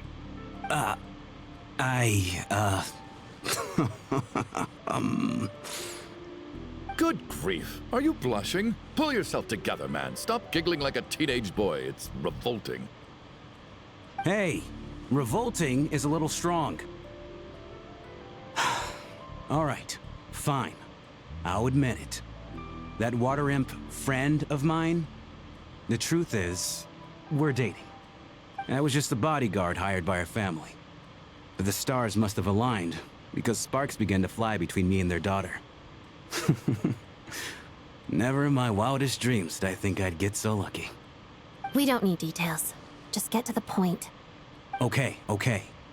I'm just a little hesitant to reveal her name, that's all. You know how it is. These are delicate times. Even with me to protect her.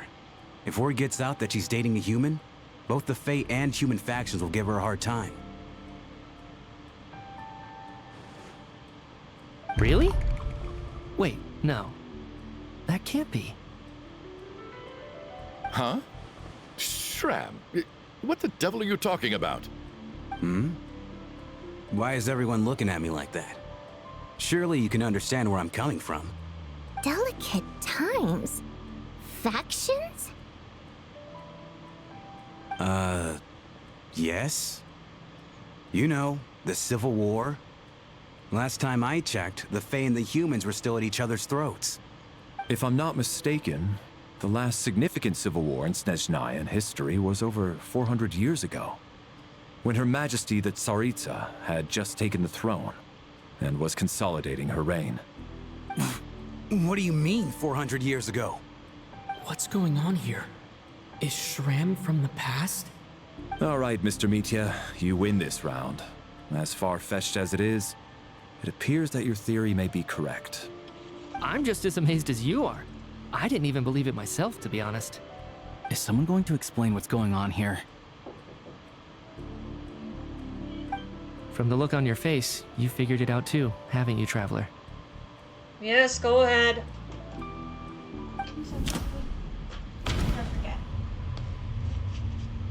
Don't say my name, I'm live.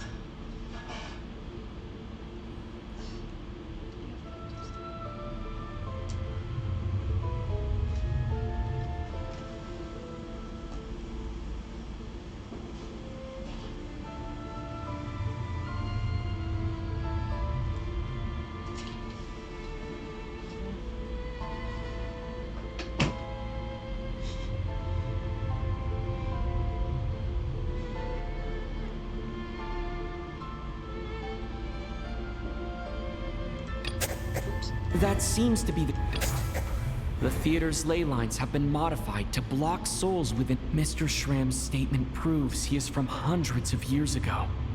And according to the investigation report on the theater hauntings, Mr. Shram is very likely a lost soul wandering the theater.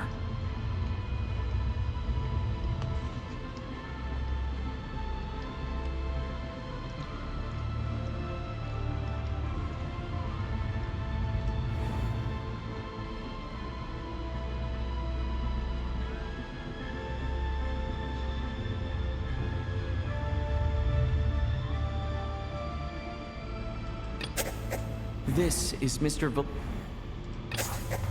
For some unknown reason, the soul that has been wandering the theater due to the ley line issues has joined our group and blended in.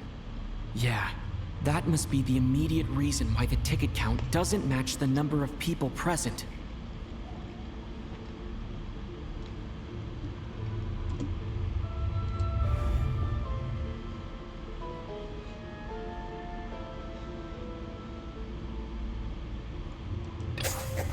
The contents of the investigation report have been verified. There are indeed ley line issues and wandering souls in the theater. Death likely symbolizes the deceased. Mr. Shram, death is near. That must mean that there's a dead person in our midst. That's the truth, isn't it?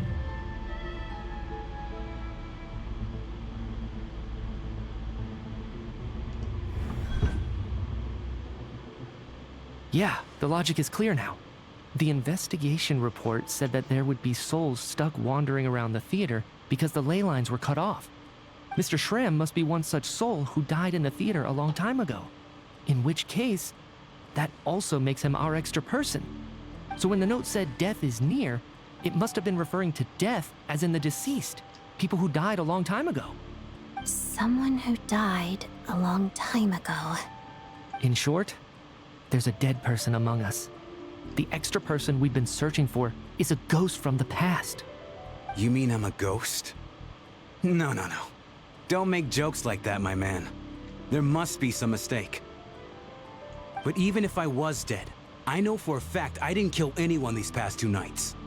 Yeah, even if all that's true, the report also said the souls inside the theater can't affect reality, right? They're harmless. Then what if the problem isn't the souls at all, but the ley lines themselves? The ley lines have a powerful ability to attract and devour souls. Let's say that the ley lines are like a black hole, constantly seeking to engulf souls. But the souls that don't want to return are trying to avoid being sucked in. Huh. Why does this analogy sound so familiar? What happens when the black hole can't achieve its goal? I'm only speculating here, but what if it ended up swallowing innocent souls by mistake, or intentionally taking other souls to compensate? That could explain why we weren't able to determine a cause of death. If you're right, and their souls were devoured by the ley lines, it does make some sense. It does seem to explain a lot of the things we couldn't make sense of. Does that mean it's true? Except there's no concrete evidence. Mitya is relying on a lot of logical leaps. Still, it seems like the best explanation we have under the circumstances. Alright, so how could Shram not know that he's dead? Seems a little unlikely that he hasn't noticed anything unusual even after several days interacting with us. On the contrary, it's perfectly normal for a soul to wander the theater for centuries without questioning their existence or reason for being there. It's simply what's natural for them.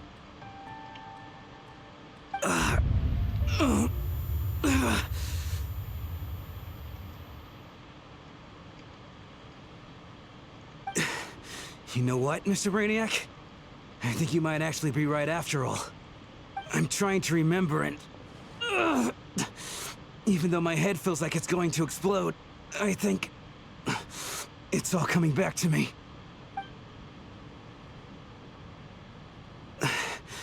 I was the one who didn't want to remember my own death, so I forced myself to forget. Well, I'm sure those are painful memories. My lady and I snuck out to go on a date one day. We bought tickets for the theater. It wasn't really my thing, but I was just happy to be together. All of a sudden, a group of people burst into the theater, shouting for all the water imps to get out, performers and audience members included. It was clear the conflict between humans and Fae had reached a boiling point. This time, the extremists were even coming after the water imps who had nothing to do with the war. I thought I could pull one over on them, so I took off my jacket, draped it over my lady, and tried to sneak out amid the chaos. But I got caught. They started shouting, calling me a traitor to humanity. But I was going to do whatever it took to buy our chance to escape, no matter how many people stood in my way. I had to, both as their bodyguard and out of love. It's all right, friend. You can stop there if you want. You don't need to dig all that up again. It's just... even now, I'm still struggling to accept the truth. How could I be dead? I'm sorry, everyone. If I'd known I was a dead man walking, I wouldn't have dragged you down with me.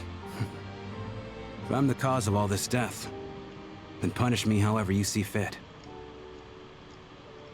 But, Mr. Shram... No. I refuse to be a burden. I know what I have to do. You said I've been wandering the theater for centuries, right?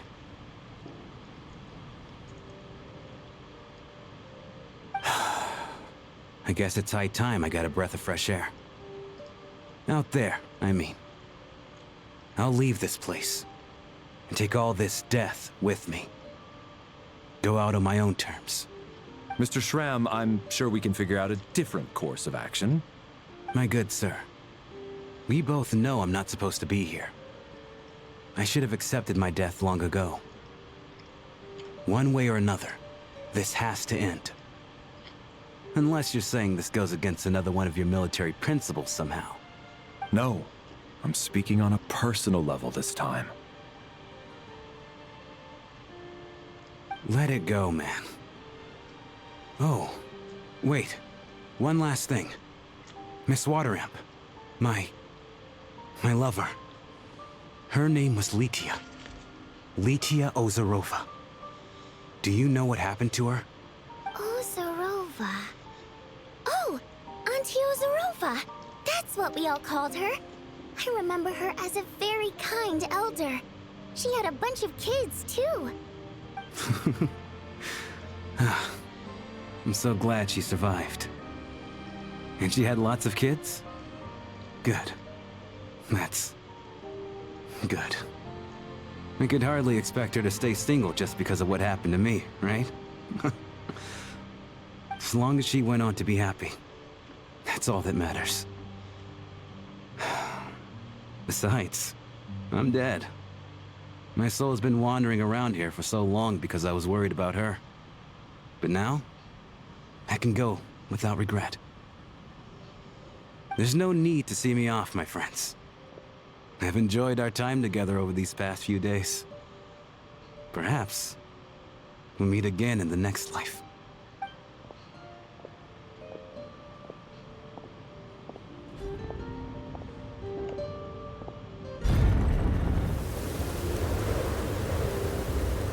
Take care, my man. I knew Mr. Shram was already dead, but I still feel so sad. Death is cruel, no matter how we might try to make sense of it. So, was the conflict between Fae and humans really that bad back then? I was only little, so I don't remember much. It's terrible to think that so many innocent people had their lives turned upside down. Even the historical records about that time period don't say much about it. All people know is that the Tsaritsa founded the Fatui, drove out most of the Fae aristocracy without explanation, then used her terrifying power to suppress the humans. It seems to me like the Tsaritsa chose to make herself the enemy. She downplayed the conflict, directing whatever animosity both sides had for each other at herself instead. That's also why, despite how brutal the conflict was at the time, there hasn't been much lingering tension between humans and Fae since. Things have been fairly harmonious for the past few centuries. So, the Tsaritsa banished the Fae to protect the Fae living in the city? She offered herself up to be hated in exchange for peace. Maybe it's not quite as bad as it sounds. I don't think Her Majesty is too concerned if mortals hate her or not. And besides, there are very few who truly do. All this time, I had no idea. All right. If Mitia's theory is correct, then I think we can consider this matter settled. Let's all take a break.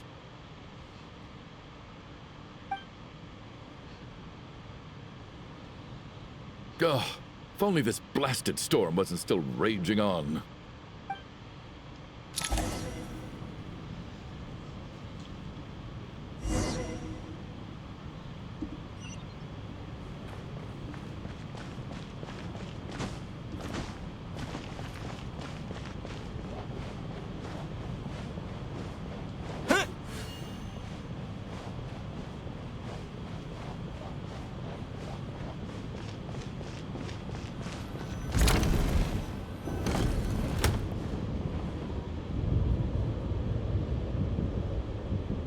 Looks like now we can just rest until the snowstorm stops. I still can't believe Shram turned out to be a ghost who'd been in the theater for hundreds of years. To think he was dead this whole time. What a strange turn of events. Knock, knock. Huh? Knock, knock. You know the door isn't closed, right? You don't have to knock. Think of it as a signal then. When I'm entering someone else's room and I knock, I'm here as Odette. If I don't knock, it's Lelik.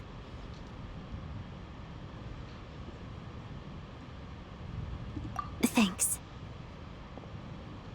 So, why did you come to find me? Is there something I can help with? Vodyanitsa said you knew about my secret identity from the start. But when everyone was discussing who Lelik could be, you were worried that revealing what you knew would be unfair to me, so you kept it to yourself, right? Yes, I'm extremely grateful for that. It's nothing. I mean, you didn't hold what happened with Signora against me, so I should thank you for that as well. Actually, there's something else as well. I found myself in a situation similar to the one you were in when you helped conceal my identity. So I thought I'd come and ask you for advice.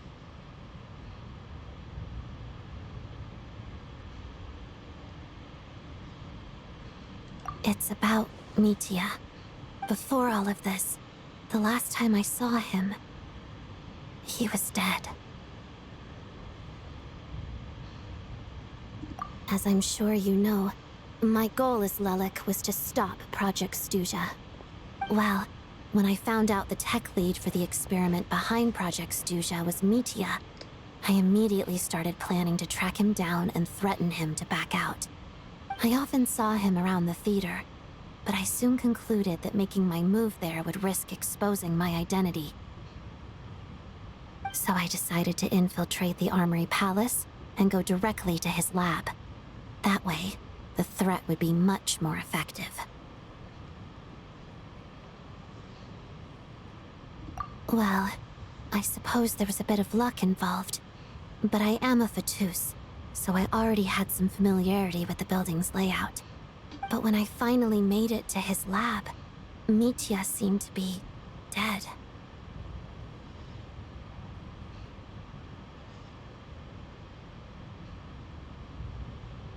I checked his breathing and his pulse. He had no vital signs whatsoever. I'm certain of that. I thought maybe another anti-Project Stuja activist had beaten me to it, and chosen a much more brutal method. So I made myself scarce. That's why you were so on guard around Mitya that first night here. Yes. When I saw him sitting in the audience during the performance, I could barely contain the shock. To me, it was a miracle. Somehow, he'd come back from the dead. But then, the murders started happening and things got so complicated that it wasn't really at the front of my mind. That is, until Mitya himself said there must be a dead person among us. Then, I couldn't ignore it any longer. And yet, you thought that bringing it up right away would single Mitya out. Just like when everyone was suspecting Lelik. Exactly. I thought there could be something I was missing. Besides, we soon figured out that Mr. Schramm was a ghost. And we knew there was only one extra person. So we thought he had to be the one. But now, it seems like there's another candidate. I understand why you kept it to yourself. There was so much information being thrown around during that discussion. Bringing up Mitya would have just introduced more confusion. So, what do you think we should do? Let me confirm one thing first. When was it that you found Mitya dead? Around a week ago. Sometime in the afternoon. A week ago? That's earlier than I thought. I saw him just a few days ago at a restaurant. That definitely would have been after you found him dead. He seemed completely normal to me. Chatting with Vodyanitsa, trying to avoid Valeri. So he was definitely alive on that day. Huh. Well, all I can say is I know what I saw. Here's a thought. The reason we even suspected a dead person could be among us was because of the problem with the theater's ley lines. But Mitya's death happened inside the Armory Palace. The ley lines affecting the theater shouldn't reach that far. You're right. I guess he doesn't fit the profile of the person we were searching for. I think the chances of it being him are very low. Surely he can't have died for real in the Armory Palace. Unless... Unless what? Unless he really did come back from the dead. You're right. Do you think we need to disclose this to the others? Huh, what's this? A private meet and greet? Where do I line up? That's not what's going on here. Well, I was just making the rounds. Thought I'd try to lighten the mood a bit. Vodyanitsa's handing out food if you're hungry.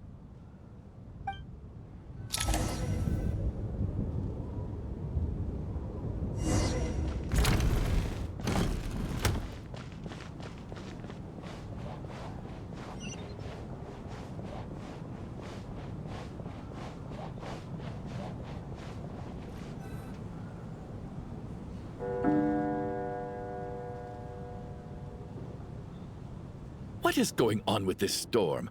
Could it be connected to that monster that just arrived in Snezhnaya? I almost hope it is.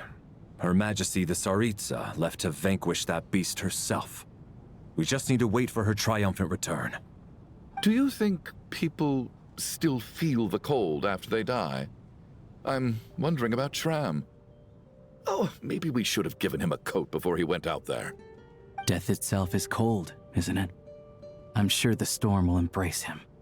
Well, I hope he has a safe journey. I'm going to miss him, I think. It's not like we can blame him for Rampana and Kulish's deaths.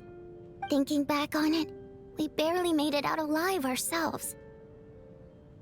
Once we get out of here, how are we going to explain what happened to their families?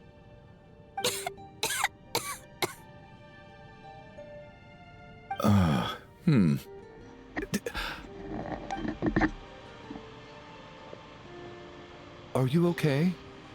Here, take this. I've never used it.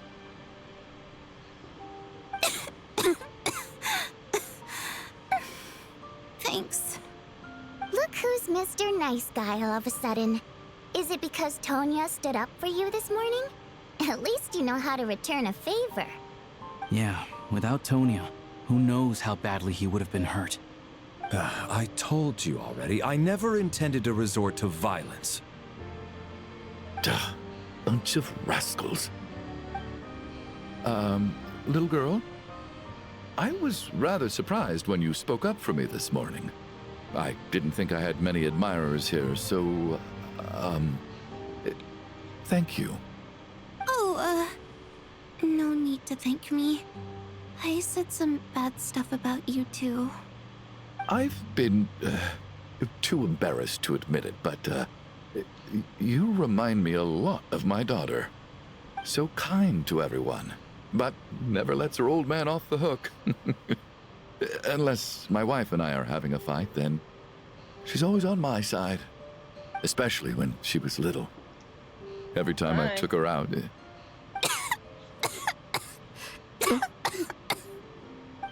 All right, easy now. How long have you had that cough, Tonya? I don't know. It's probably been a while. I'm fine.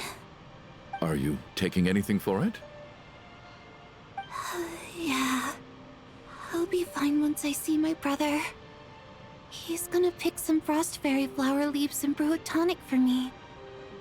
I'll feel much better once I drink that. I see. That's good to hear, then. We should probably discuss arrangements for tonight.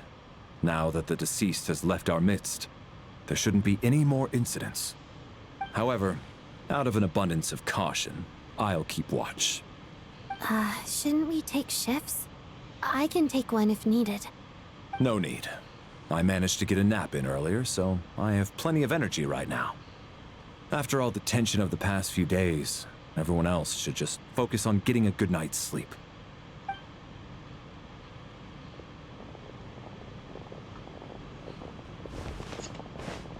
What a long day. This whole situation turned out to be way more complicated than I expected. But Valeri's right. I should just try to calm down and get some rest. The last thing I want is to give myself nightmares. Here we go again. How many times? He's awake! He's awake! Get over here, you big lug, and take a look! If you must call me something, call me Mr. Door. The Black Mist is coming. You need to go. Are you all right? Can you walk? We just got attacked by monsters on our way up. That Mr. Door fellow protected us. He just seemed to come out of nowhere. Not much of a talker, but when it comes to taking down monsters, that man doesn't hold back. Curses! The Black Mist is catching up to us. We need to keep going. Mr. Door, I don't believe I've ever seen you around here before.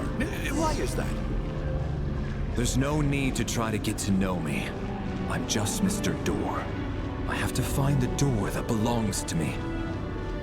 Oh, well, anyway, we're lucky to have you here. Looking for trouble? Get rid of them! I can just push these ones off. No need to thank me. This is where my duty lies.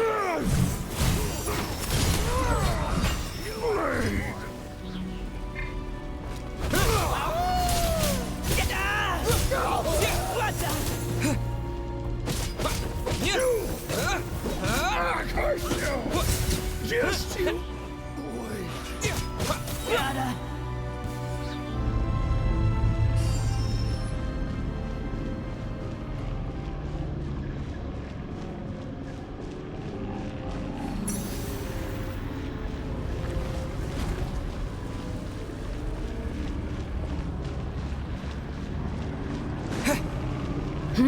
So we're doing this the hard way.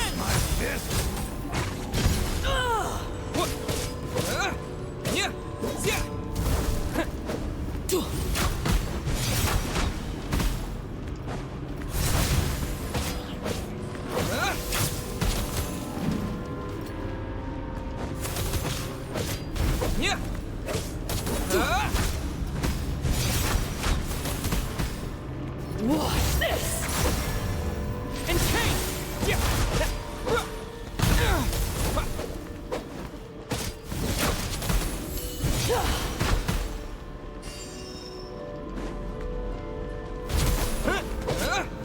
Oh, remarkable work, Mr. Door.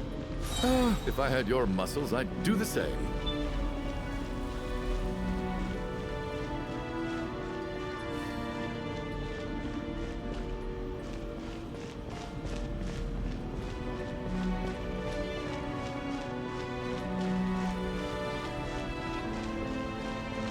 Are none of these doors the one you're looking for? No.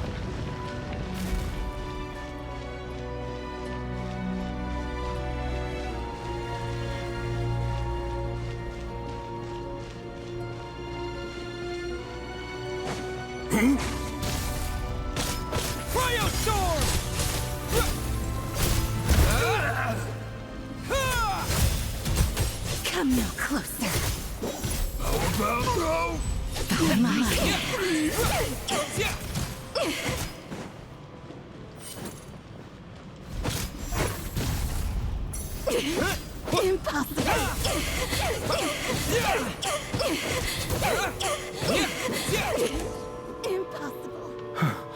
I'm so exhausted. And the black mist is still rising. Oh. Wait, look! There's more monsters down there. Are they coming from within the black mist? No, no! They're gaining on us! Quick, keep going, or they'll be at our heels any second!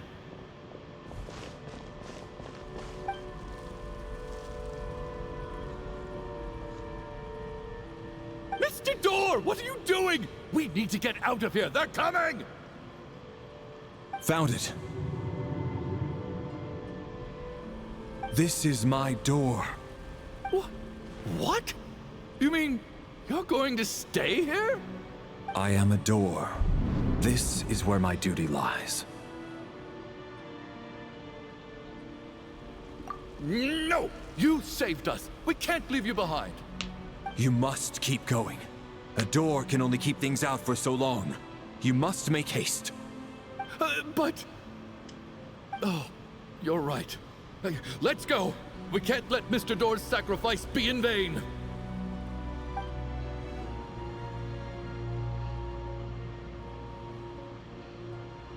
The black mist isn't moving anymore. Looks like both the monsters and Mr. Door are gone. I didn't just imagine all that, did I? Surely I wasn't so scared out of my mind that I hallucinated a door as a human being. Oh, okay, good. There's no way we both hallucinated the same thing. Getting sleepy? Well, looks like we're safe for now. Go ahead. Let's get some rest.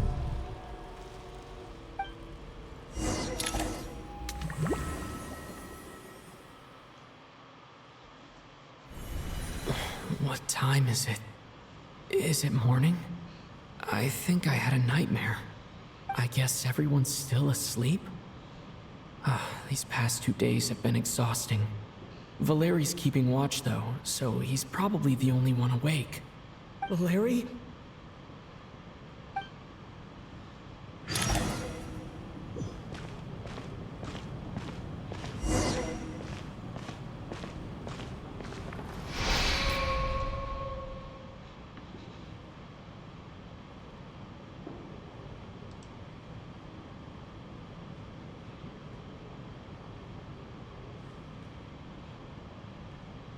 Wake up!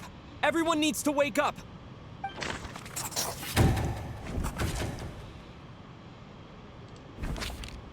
Just like the last 2 nights. No clear cause of death. I've been a real thorn in your side, haven't I, Mr. Valeri? Now you can rest in peace. But for me, life will be all the duller for not having to run away from you, my friend. How's Tonya? Is she okay? I just checked on her, and it doesn't seem like anything serious.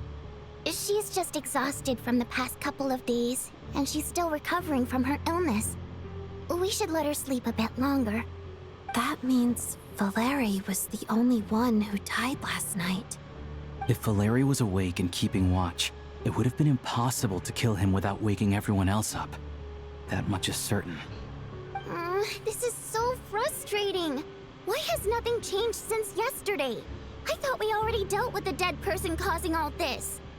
Actually, one thing has changed. There's only one victim this time, not two. Does that mean...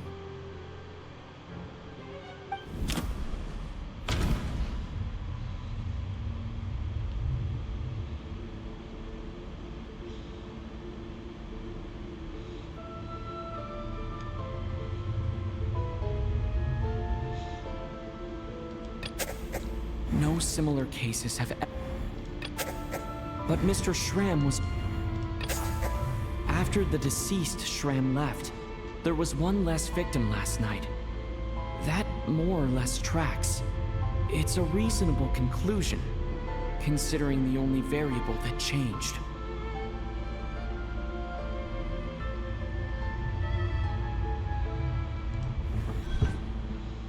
The number of people who die each night is equivalent to the number of dead among us. That's your theory, right? Exactly. We identified Mr. Schramm, and the night after he left, the death toll dropped from 2 to 1. By that logic, there must be one more dead person left among us. Another one? But there was only one person unaccounted for in the ticket checks, right? The head count should match up now. Having an extra person was definitely a cause for alarm, but being one person short isn't nearly as unusual. Someone could have left in the middle of the show, or made it out before the storm hit. One more dead person among us. If Mitya's theory is right, then what Odette told me seems a lot more relevant. It's just, at the time, we had no reason to think there was more than one dead person. If only we'd taken it more seriously as a possibility. Maybe this could have been avoided. I'm sorry. This is my fault. I had information that could have been helpful, but I held back. I should have brought it up right away. I'm partly to blame as well. I was too quick to dismiss Odette's concerns. What is this about? What have you two been getting up to behind my back? Sounds like there's some big news you've been keeping from the rest of us.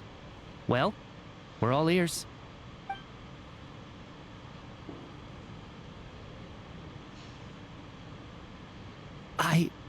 I'm the dead person? Wow, that's certainly news to me. Odette and I talked about it yesterday, but we thought it just wasn't possible, so we left it at that. Yeah, I don't blame you. If I'd been there, I probably would have reached the same conclusion. It just sounds too unbelievable. Let me just try and verify this. I just scoured my memories trying to think back to the afternoon Miss Odette mentioned. But I honestly have no recollection of dying. That's where I'm different than Mr. Schramm. Having seen Mr. Mitya a few days ago myself, I also find it hard to believe he could be the other dead person among us. Well, if it isn't Mitya, then who? Do we vote on it? If you don't mind me asking, Traveler, I believe you mentioned that you know Tonya's brother. Had you ever met her before all this? No, never. Wait, are you saying... Now just 1 minute. I know where this is going. You can't just randomly point a finger at anyone you want. You're in the hot seat, and all of a sudden you want to divert our suspicions onto somebody else? Trying to pick a fight, Mr. Chuganov? Whenever you open your mouth, all you do is attack people, and I've had enough of it.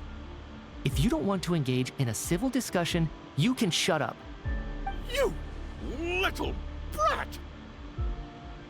Did Mitya ask about Tonya because he suspects her? I suppose I only identified her by age, and nothing else. Could that mean...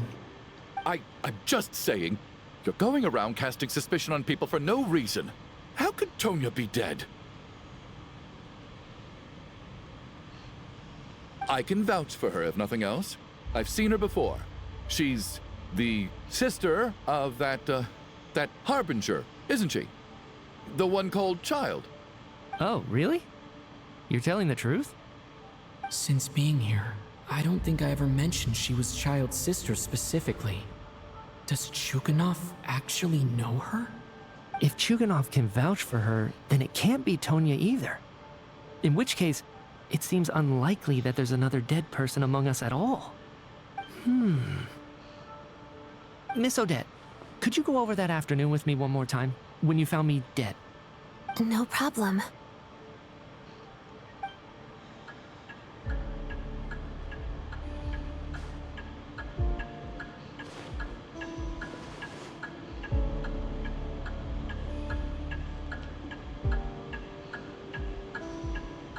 Huh. No matter how hard I try, I just can't remember anything about dying. But I do remember something else. Miss Vojanitsa, during our last meal together, I told you how some of the researchers were suffering from temporary memory loss. Do you remember that?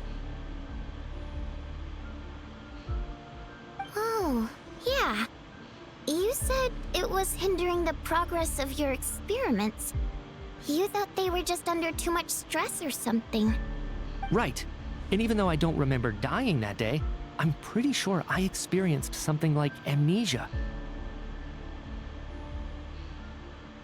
Some of my memories from that afternoon are missing. Are you suggesting you're missing the memory of your... Of course. How am I only just realizing this? Humans aren't necessarily aware of their own death. You mean being silently assassinated, or dying in your sleep? Situations like that? The researcher's amnesia. Suddenly it all makes sense. I must thank you, Odette. I think your perspective just helped me reach a breakthrough on a series of issues that have been troubling me for quite some time. All right. It's decided then. I'll be the one to leave today. Oh, leave? Hey, wait a minute. Aren't you rushing into this? What if you're wrong? You'll pay with your life. Come on, kid. Aren't you gonna fight for your life? This seems like a rash decision. I have other reasons beyond what's been discussed. In fact, thinking back, I remember during Miss Odette's performance, while I was sitting in the audience stalls, a brilliant new idea for my research popped into my mind. But then, my train of thought suddenly cut off. I can't remember it now at all, and I didn't take any notes. I guess that must be another instance of temporary amnesia. No. Hold on. I see where you're going with this. You're suggesting that each instance of temporary amnesia is a death, right? There's a glaringly obvious flaw in that idea, no? How can one person die so many times? I believe Miss Odette's account. During the period where my memory is blank, I must have been either dead or in a similar state. All it would take is for the same thing to happen in the theater, and I would come under the effect of the ley lines in this vicinity. This increases the likelihood of me being the deceased, does it not? But... There's no evidence to suggest that anyone other than me is a candidate for the deceased. So allow me, as a scientist, to treat this as an experiment. Please relax, everyone. I don't think things are as bad as they may seem. If I really am the deceased, then to leave the theater will be a relief for me. If, on the other hand, I'm still alive right now, well, apparently you've all witnessed my resurrection recently anyway. Who's to say I won't return from the dead again this time? Mitya's right. This is the only thing we can try right now. I think he's deliberately downplaying the gravity of the situation, though. He probably doesn't want to burden everyone. What is a scientist if not someone who gambles on experiment after experiment in an attempt to obtain the truth? With this snowstorm, the ley line phenomenon, ghosts of the dead, and my amnesia, we've been paralyzed by not knowing and powerless to do anything about it. It's a terrible feeling. But if I do get resurrected, you can be sure that I'll come back with the truth of all this. Just you wait.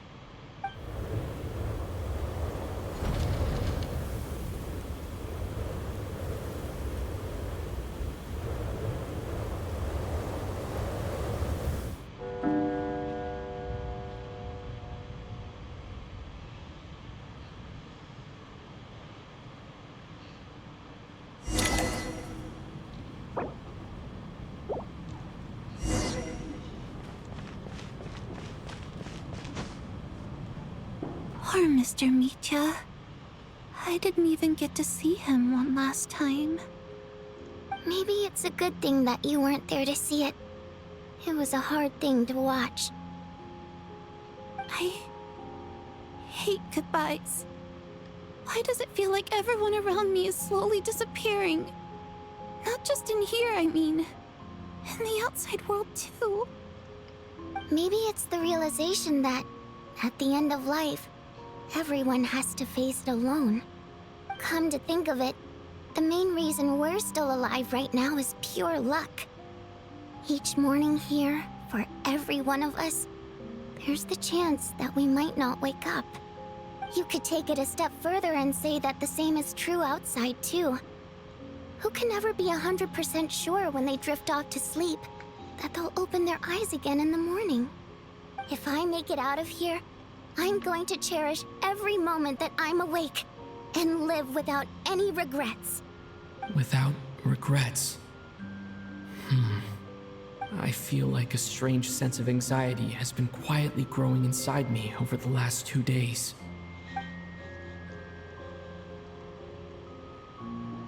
Are you okay? You look really glum. If something's bugging you, let's talk about it. There's only a few of us left here now. After everything we've been through, what's the point in keeping things bottled up? I have a travel companion named Paimon. Alosha and Odette have met her before. She's been feeling unwell recently. You're worried about her, aren't you? That makes sense. We've been trapped in here for days. To be honest, I used to feel like I was just a spectator in this world, watching everything that happens from the sidelines. Maybe it's because I'm a descender. A descender? But with Paimon by my side, over time, I slowly felt my connection to this world growing stronger. She loves eating, sleeping, and having fun, but she's also a great guide. It's her authenticity that makes this whole world feel more real for me. Over the last few days that we've been apart, I've often caught myself wondering, what would Paimon say if she were here right now?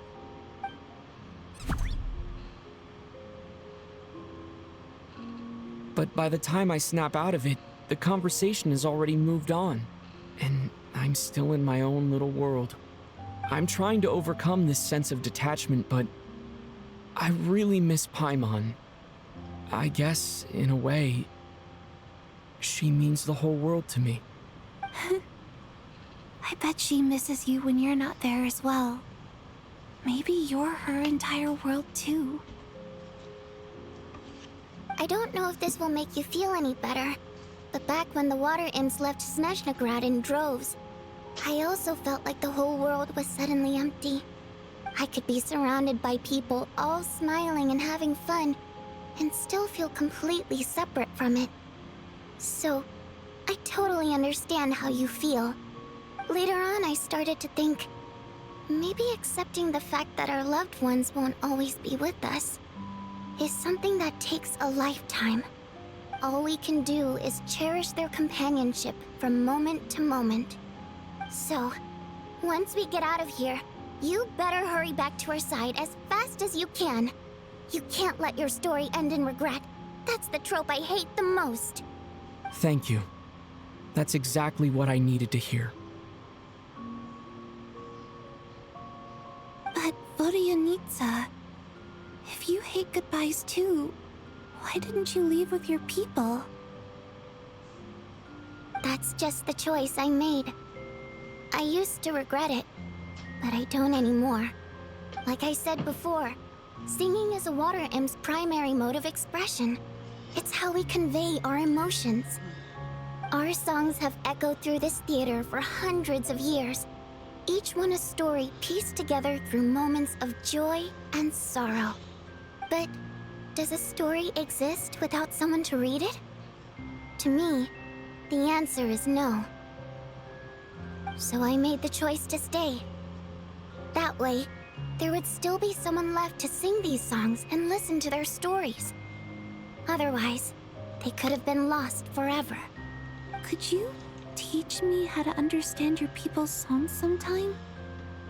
I want to be able to truly hear them, like Mr. Shram. A fan after my own heart. Thank you, Tonya. How about I sing something for you, and you tell me what you hear? Okay, I'll do my best.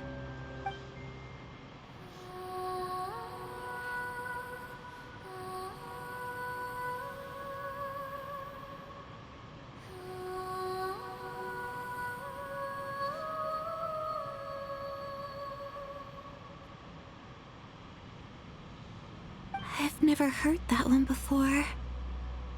I feel like I can hear a sense of longing somehow. I wonder why that is. Color me impressed, Tonya. You're a keen listener. Most people can only tell if a song is happy or sad. I didn't think you'd be able to pick up on such specific details.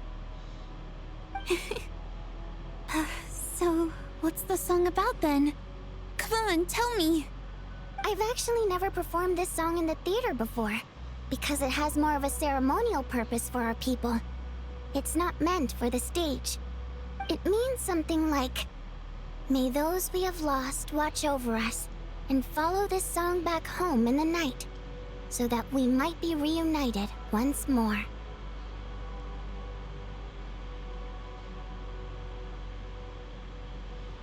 No wonder I could hear that sense of longing. You sing it for loved ones who have passed away. I hope it reaches them. It's getting late, Tonya, and you're not well. We should all turn in early. I suppose there's no reason to keep watch tonight. Okay. But, before I go to bed, could you sing that song a couple more times for me, Vodianitsa? Of course. Anything for my #1 fan.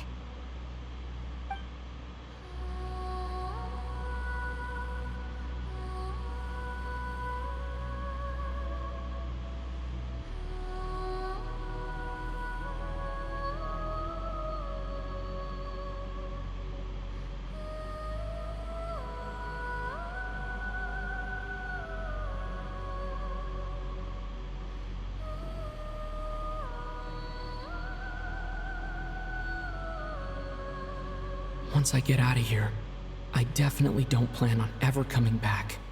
But I guess that means I'll never get to hear Vodianitsa sing again. That's a sad thought.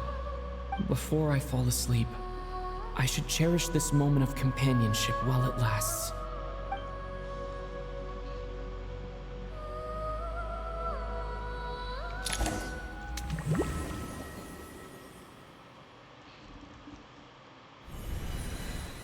Where am I? It's so dark in here, and I feel kind of dizzy. Am I alone?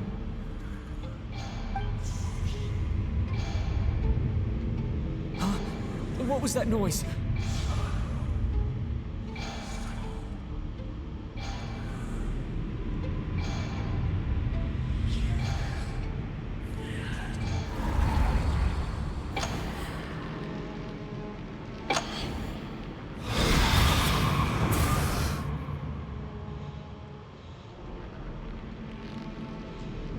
Return, O spirits. Fulfill your oath of protection.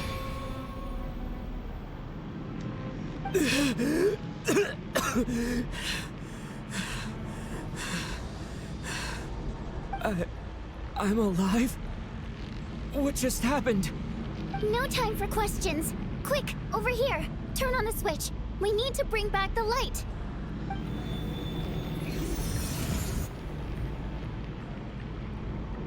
Alright, we're safe. The spirit just now is called Night Prayer. The light subdues her, but she'll attack without a second thought in the dark.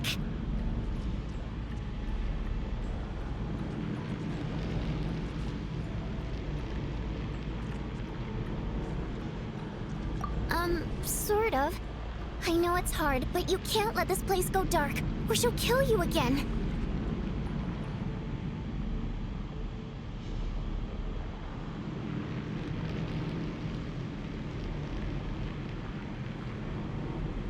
Yep.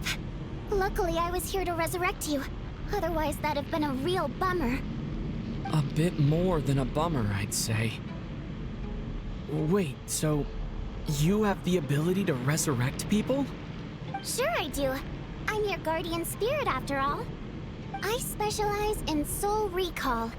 Oh, it's nice to meet you, by the way. Thanks. It's nice to meet you too. Alright, there's no time to waste. The black mist is already catching up. We need to avoid it at Night Prayer at all costs. Come on, let's go. We need to reach the next switch before the place gets too dark. If we bring the light back, Night Prayer won't be able to get to us. Sweet, sweet light! Shh! It's Night Prayer. We need to move quick, but don't let her notice you. Look out!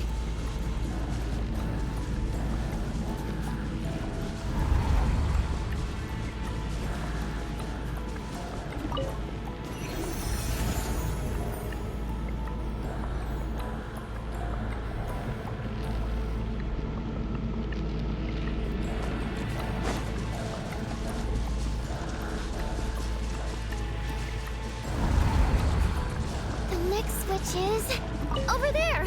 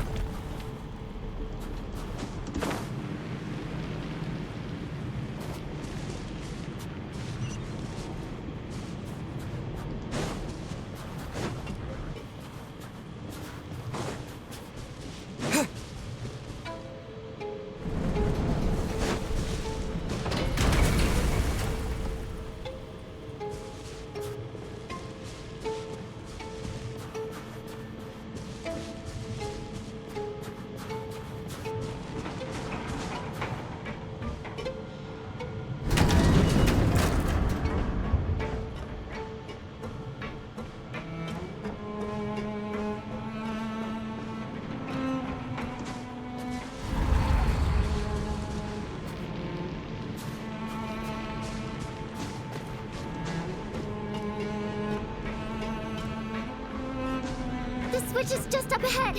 Hurry!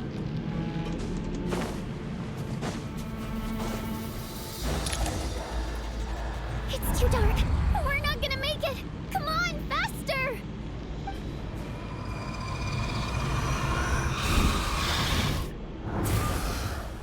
Traveler! I won't let you die like this. Not on my watch.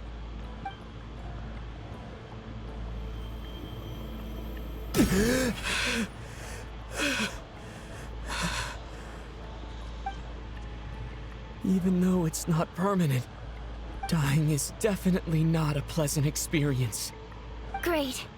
You're back. Yeah, thanks to you. Time for you to get out of here. Quick, before the light runs out. What about you?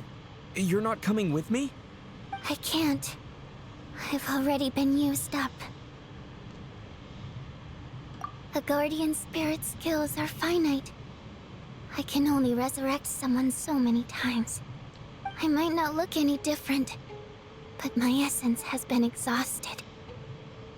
Now, I will slowly start to fade away. I can go no further. The black mist is where I belong. It's okay. Why didn't you tell me sooner? Because it wouldn't have changed anything. That knowledge would have just burdened you. And a guardian spirit's role is to protect. But... Go. Now, before it's too late. I already hear night prayer approaching.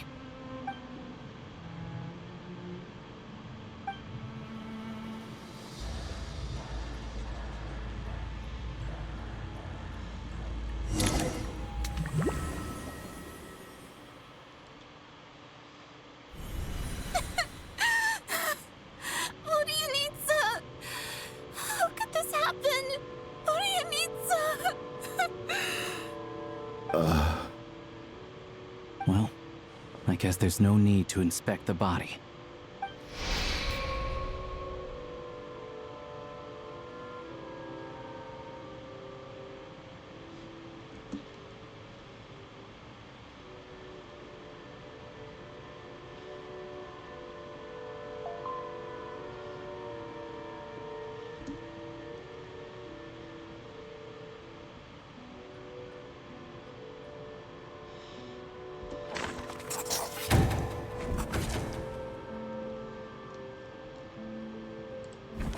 Wasn't supposed to happen. You lied to us, didn't you, Chuganov? You've been lying from the start.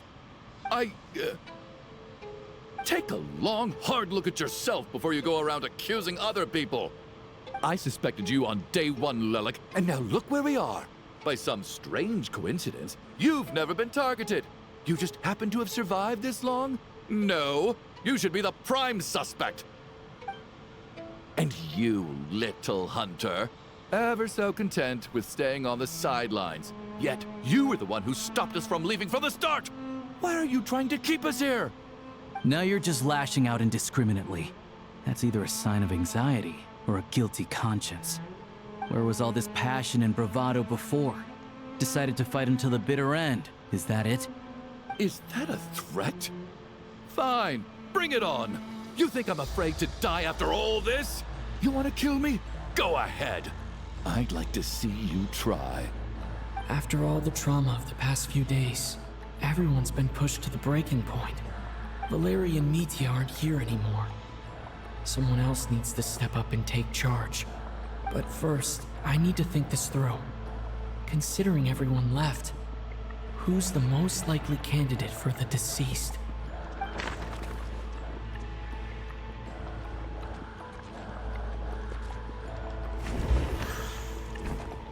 Of those who remain, the only person we've never met before is Tonya. There is room to doubt her true identity. People are easily misled by first impressions. Now that I think about it, Child's sister was in fact a label I imposed on her due to my own assumptions. But Mr. Chuganov vouched for Tonya's identity yesterday. With basically no other possibilities left, could it be?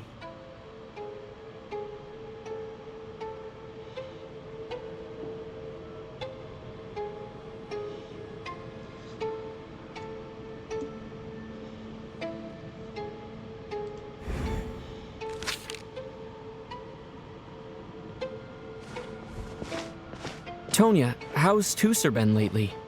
Tusser? Your brother Ajax must have mentioned me in his letters home, right? Did he say anything about a blonde traveler? No. And my brother's name is Razik, not Ajax. Chuganov, looks like it's your turn to do some explaining. Yesterday, you said you could vouch for Tonya. Why did you give us a false testimony? I knew you were behind this, Chuganov.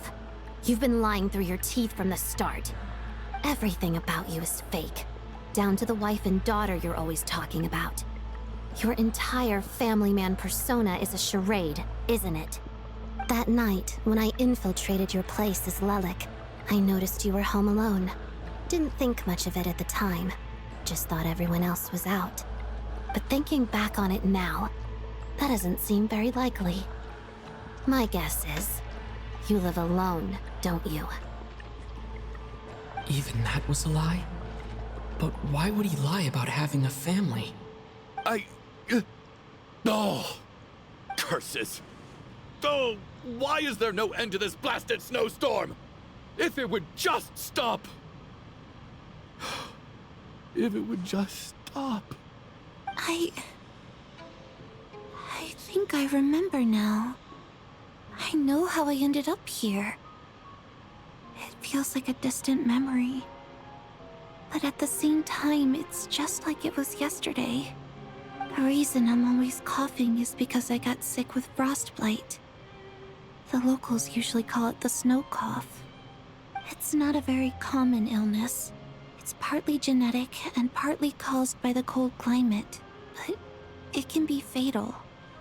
They sent me to the hospital as soon as they found out I had it, and I spent so long lying there in that hospital bed. After a while, I felt myself growing weaker and weaker. Nothing seemed to be working anymore.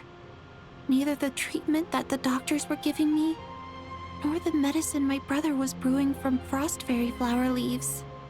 So one day, I told my brother that I wanted him to take me outside for once, so things could be like they used to, just for one day.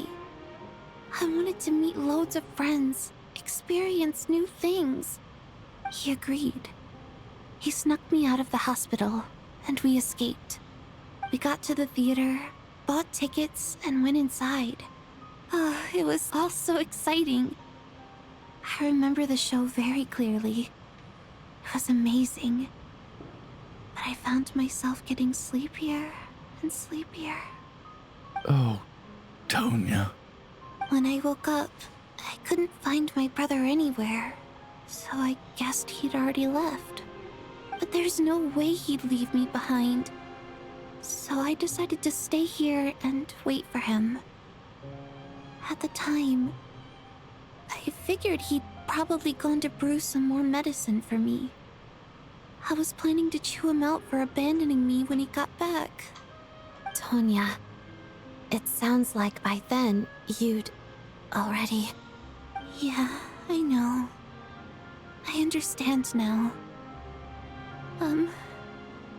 Dead, aren't I? This cough and the feeling weak, it's probably just my body's memory. After all of that, it turns out I can't blame my brother after all. I was the one who abandoned him. I'm sorry, everyone. I realized this much too late.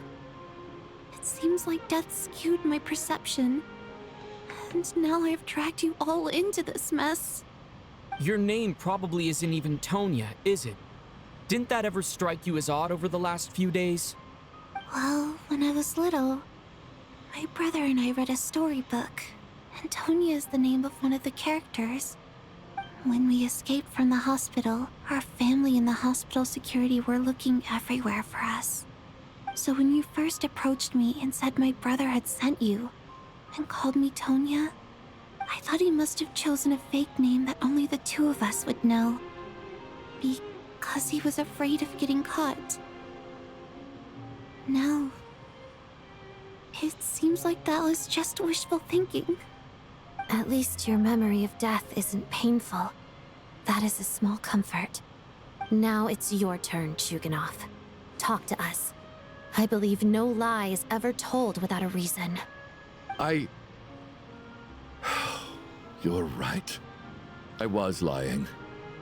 I happened to know that the Harbinger child and his sister Tonya managed to get tickets, so I lied to you and pretended I knew them. And yes, I was lying about my family too.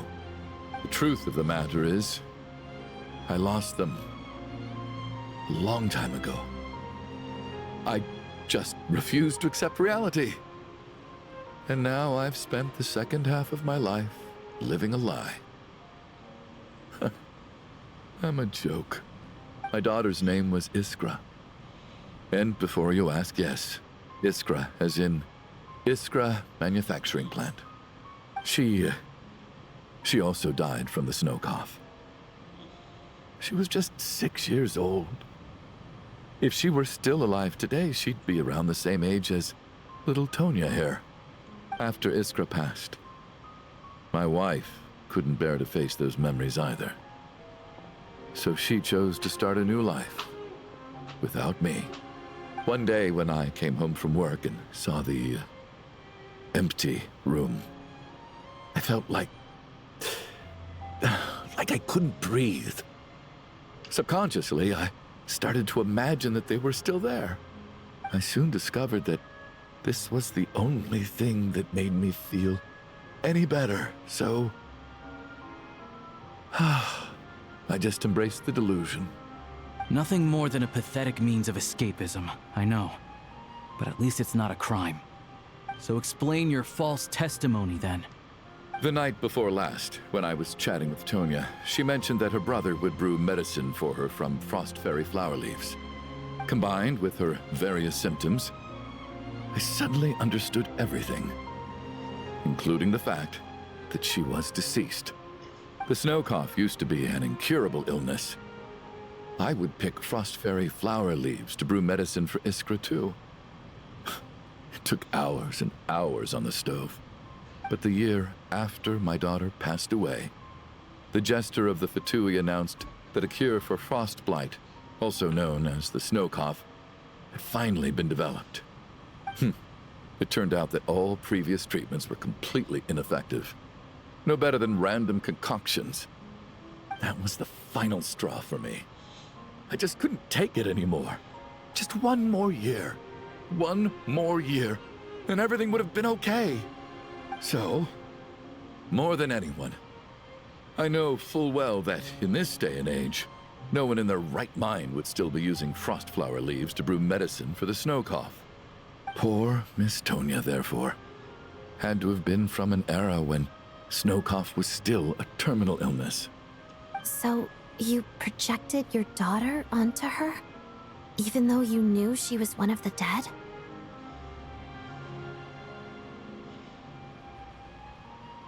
That doesn't make any sense.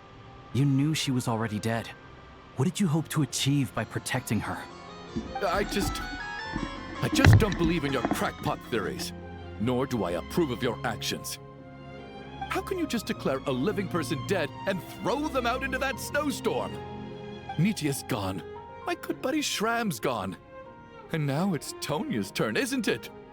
The others I can make my peace with, but little Miss Tonya, here she is, standing right in front of us, alive and breathing, and fighting her own battles. Yet you're quite happy to say she's dead? I just want her to live.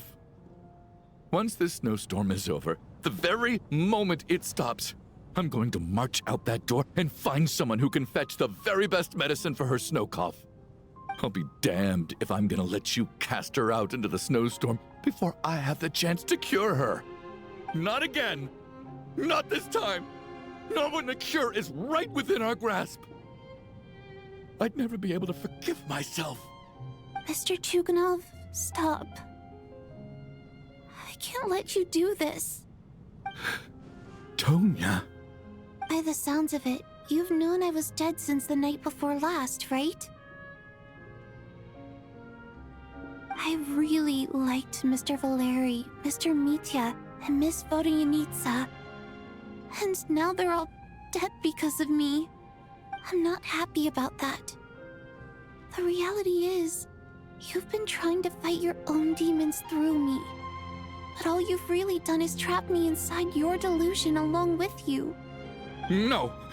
Listen to me. I want to save you. I do! Well, at this point, I'm quite sure that I'm dead. I don't need to be saved. The time I got to spend with all of you is more than enough for me. Despite all the bad things that kept happening, I got to meet so many interesting people and spend so many days and nights by your side. Since the day I escaped that hospital until now, this has been an adventure I never even dared to dream of. I'm very fond of you all. If it were only possible, I'd trade my soul to bring back the ones who died. If it meant things didn't have to end like this. And that's why I'm not fond of you at all, Mr. Chuganov. I'm sorry. It's them that you owe an apology to, sir.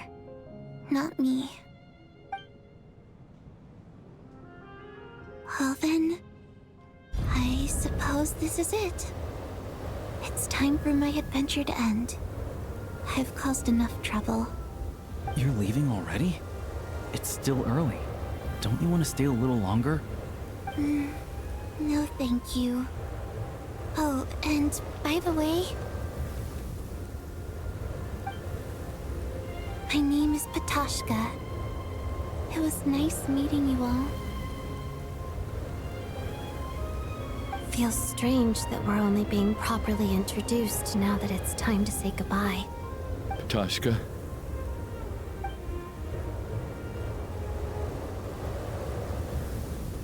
What are you doing, Tuganov? Are you crazy? Let me leave. I can't keep lying to myself anymore. In your dreams. Don't think you're getting off that easy when you had a hand in the deaths of so many people. The Fatui have honed quite an array of enhanced interrogation techniques since they were founded. Once we're out of here, Lelik will personally give you a taste of every last one.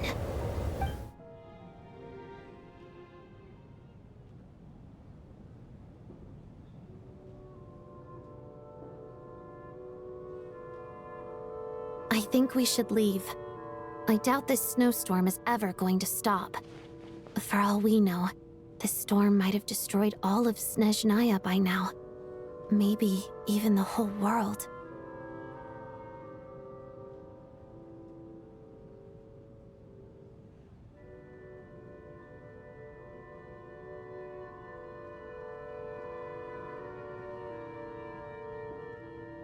Wait, we finally solved the mystery of the haunted theater today. Maybe let's at least try to enjoy tonight? Fair enough. I don't particularly feel like dying in Chuganov's company anyway. And yet you won't let me die first. Hey, Chuganov, on a serious note, if we do make it out of here, you should close down that factory of yours. A lot of people are freezing thanks to you. Is this really the time to be discussing my factory? All right, fine. I'll shut it down. Doesn't matter to me anymore.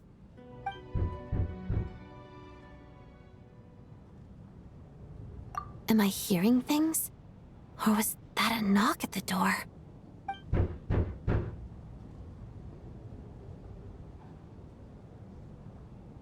There it is again. But I don't understand. The snowstorm hasn't stopped, has it?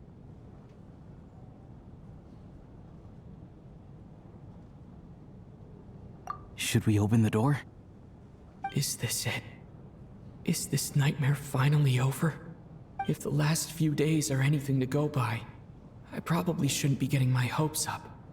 Whatever lies beyond that door at this moment, it could be something even more terrifying than everything we've been through so far.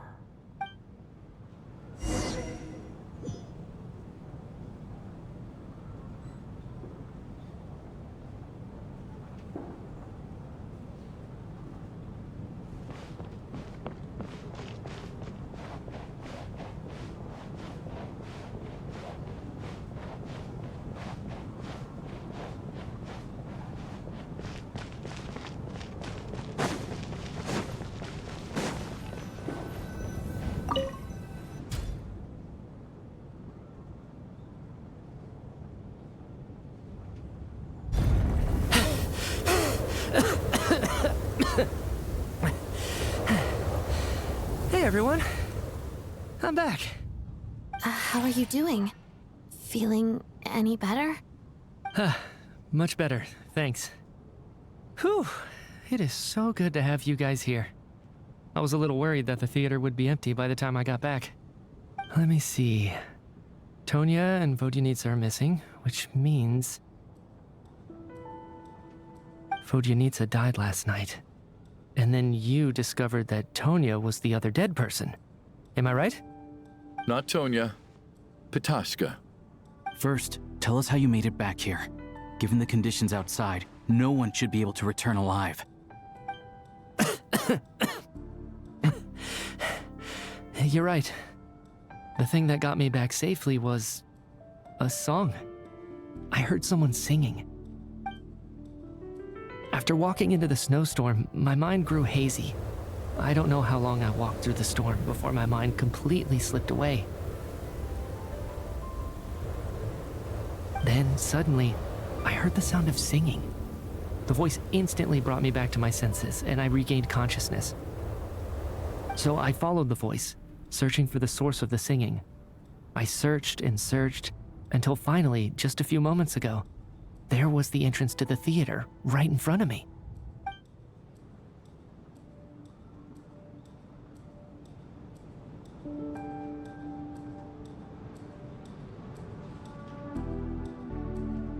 I've actually never performed this song in the theater before, because it has more of a ceremonial purpose for our people. It's not meant for the stage. It means something like, "May those we have lost watch over us, and follow this song back home in the night, so that we might be reunited once more." That must have been Vodyanitsa's Requiem. Who knew it actually worked? That song is meant to guide the souls of the dead. Mitya, that must mean that you... Huh. No kidding. Huh, seemed like I guessed right then.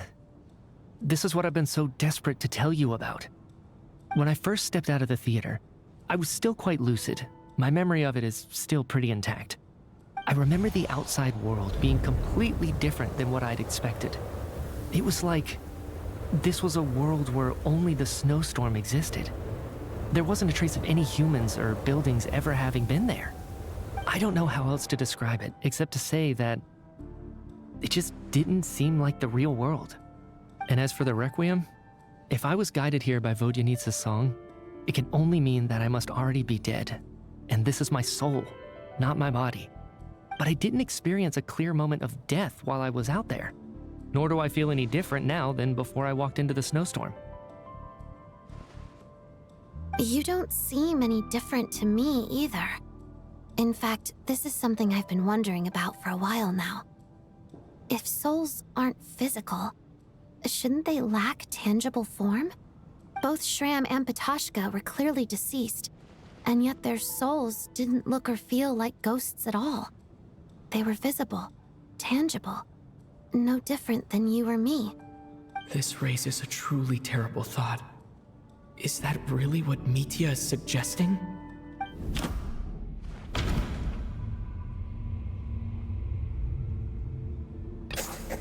Mitya's soul was summoned back by the Requiem, confirming that he is indeed already dead. And yet, he looks no different from us. Of course, if even the long-deceased like Mr. Shram can blend in with us undetected, then maybe we've all been dead from the very start. And all of us are now souls wandering the theater.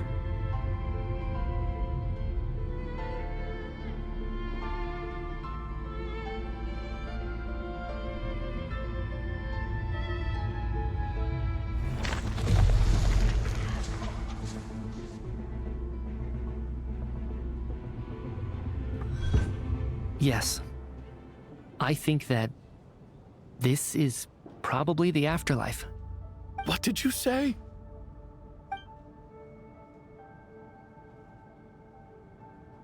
You heard me.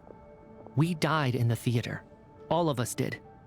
But due to an obstruction in the theater's ley lines, our souls are trapped here, while an endless, infinite snowstorm rages outside. It's ironic, really. All that time, we were working so hard to figure out who the deceased among us were, when the truth was, we were all deceased.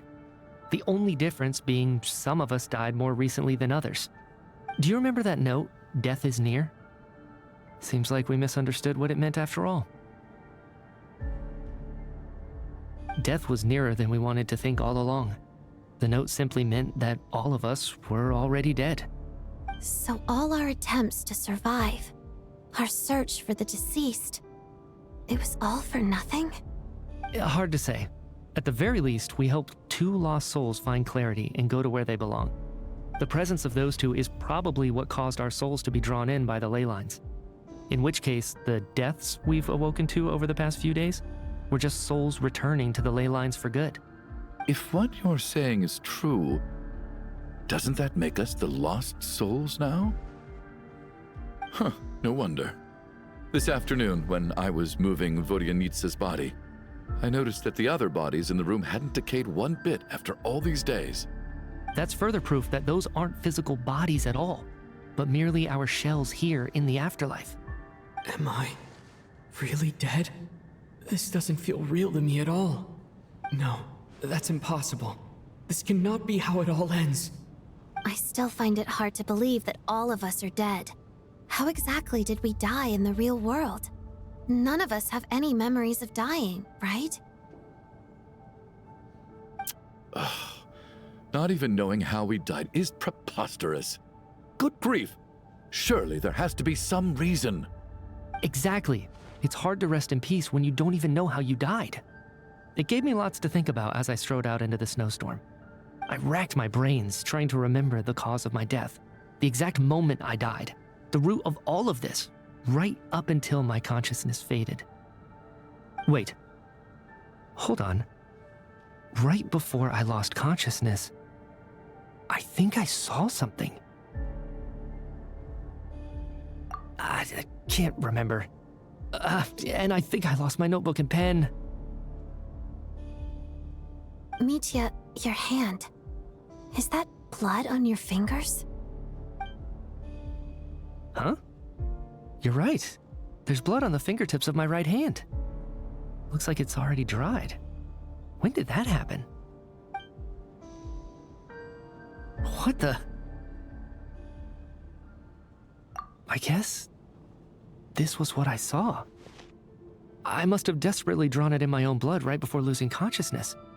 What's wrong? Do you recognize the symbol? It's Renova, the ruler of death.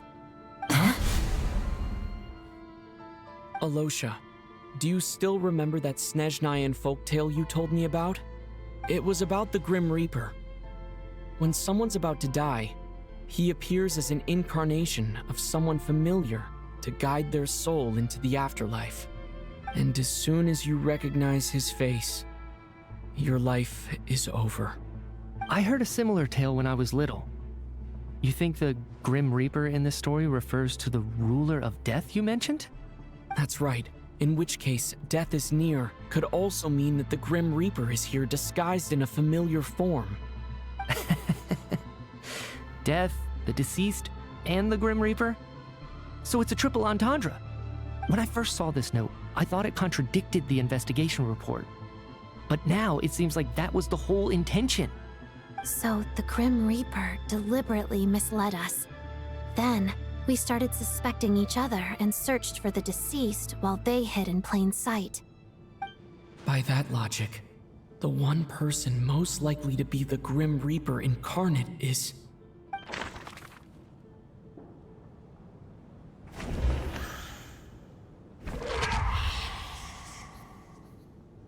No doubt about it. It's Alosha. Looking back at how everyone has acted over the past few days, Alosha is most likely the Grim Reaper lurking among us.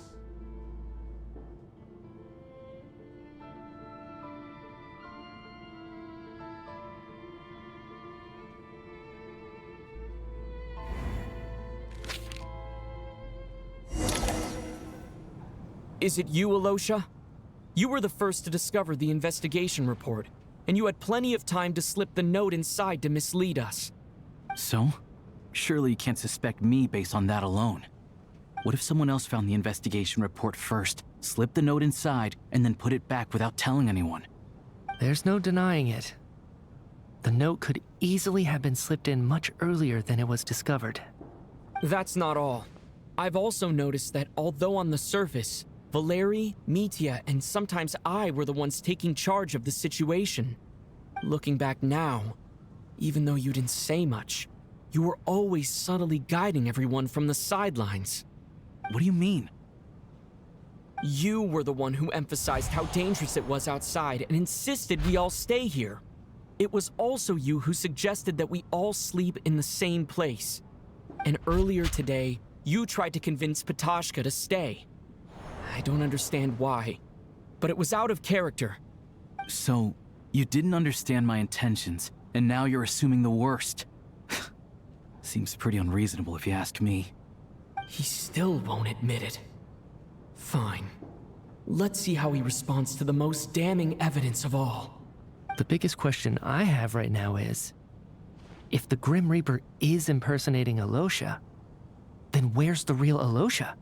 When did they switch?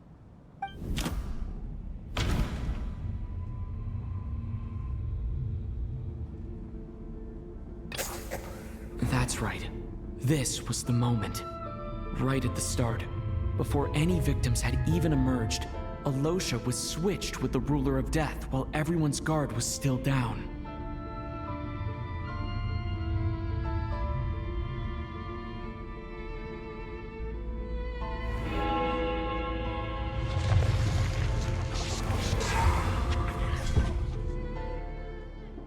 When all this began, right after the performance ended and the snowstorm began to pick up, no one suspected anything unusual. We just assumed we were snowed in.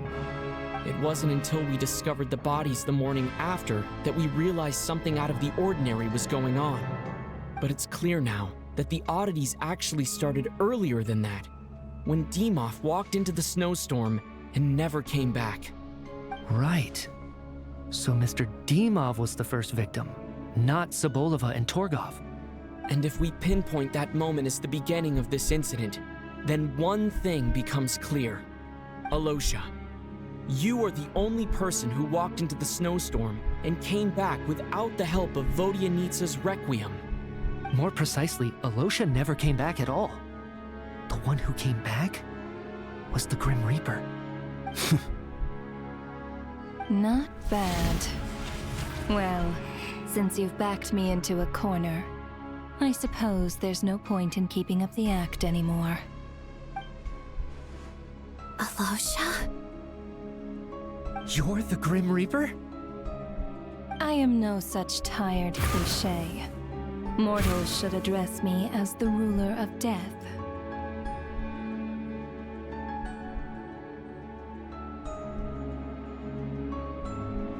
Before being wiped out for good, you identified the two deceased, and even sensed my presence.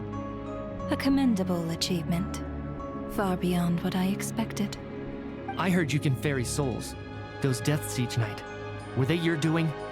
Your initial conclusion was correct. Due to the existence of the two deceased, the ley lines yearned to reclaim those long-lost souls. Every night, they devoured an equal number of souls to fill the void. This required no intervention from me. Though, of course, ferrying souls is indeed my authority. Here, take a look.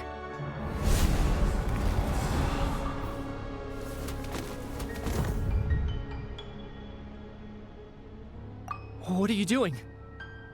That takes care of today's two. Don't get so worked up. You are already dead, and your souls must return to the ley lines. I know we're already dead. You murdered us, didn't you? Murdered? No. Murder is when mortals usurp my authority. Death is my jurisdiction. If I require someone to die, I need not resort to such laborious methods as murder.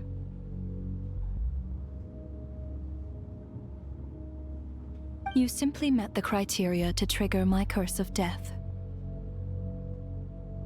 I know about the curse of immortality. So there's another death-related curse too? You cursed us? When? And why would you do such a thing? So often, humans pray to me, begging to know when their death will come, and what form it will take. But few people ask why. If you must have an answer, know that death comes simply because one's time has come. So you're not gonna tell us the truth? Hold your tongue. By all rights, you shouldn't even be allowed to speak with me. Those angels from the past are to blame for the reckless renovation of the ley lines here. It's made my work on this occasion infuriatingly complicated. Work? So trapping us here, making us watch our friends die, that's just another day at work for you? You clearly have a lot of questions. Fine. As a reward for your remarkable accomplishments over the past few days, I shall answer a few of your inquiries, provided they aren't too unreasonable. After the physical body dies, the soul must return to the ley lines for that person's death to be considered complete. My work encompasses the entire process of death, including, naturally, the guiding of souls into the ley lines, with which you are now so familiar. You must also be rather familiar with Natlan's Night Kingdom, I presume? It was I who supported the creation of the Night Kingdom. It provided a convenient means of guiding the souls of Natlan. Here, too, the ley lines connected to the theater underwent some modifications. The angels hoped to make them capable of accommodating the souls of some special creations. But this actually hindered their ability to accept ordinary souls to some degree. This effect manifested itself after you died from the curse in the theater, leaving you stranded in the afterlife, unable to achieve a complete death. But if souls who die from the curse of death fail to return to the ley lines within a short window of time, they will miss their chance for good. Then, they will remain forever suspended between life and death, no longer subject to the authorities of either. So if you don't resolve this matter soon, and see all our souls return to the ley lines before long, we'll escape your control. Mitya is sharp. This must be what Renova was worried might happen, and the reason she got involved to begin with. But if you have the authority to guide souls, why didn't you just show yourself and get it over with? Why hide among us in the form of Alosia? You seek to understand the mind of a god.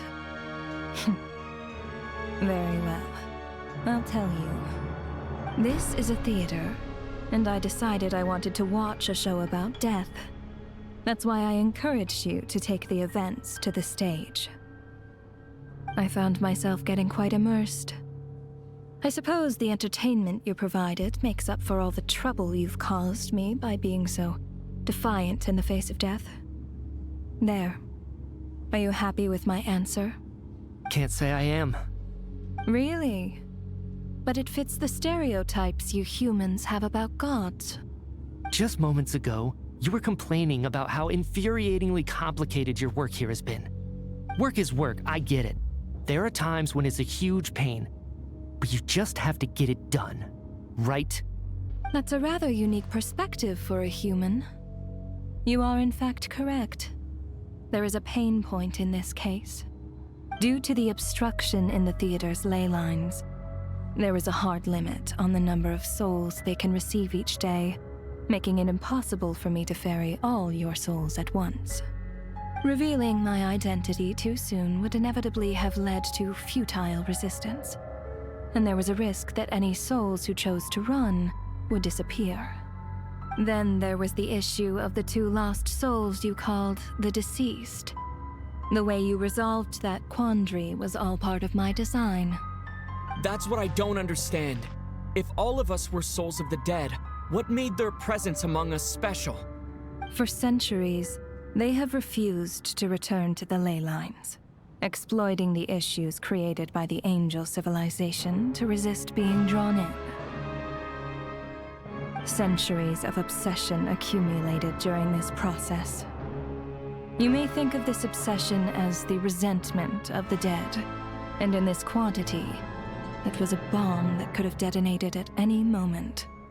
It reached the point where I could not afford to leave it unchecked. But the only way to fix it was to help them acknowledge their own deaths, make peace with their regrets, and willingly walk into the snowstorm.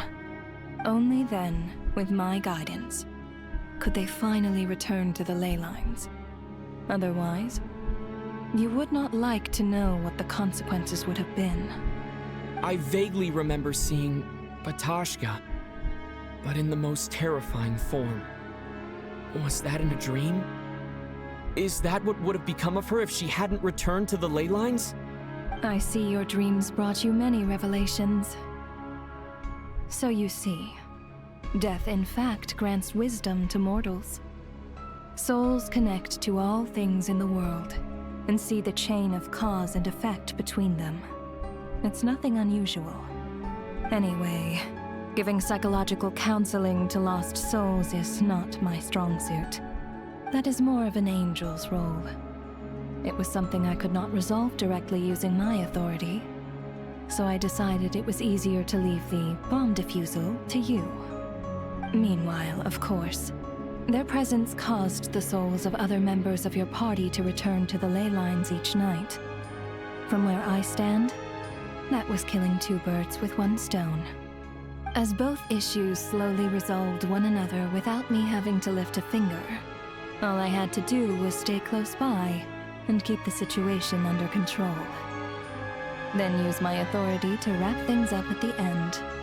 And, of course, while I was at it, I thoroughly enjoyed watching this drama, dealing with death from a mortal perspective, play out on the stage.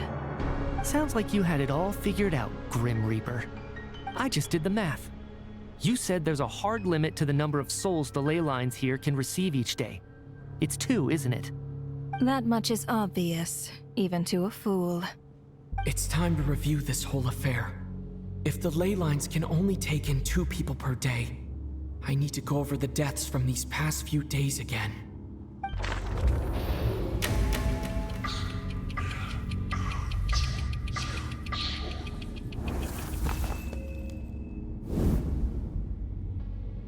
Looking back now, none of us had the faintest idea at the time. From the moment that staff member named Demoff walked into the snowstorm, the incident had already begun.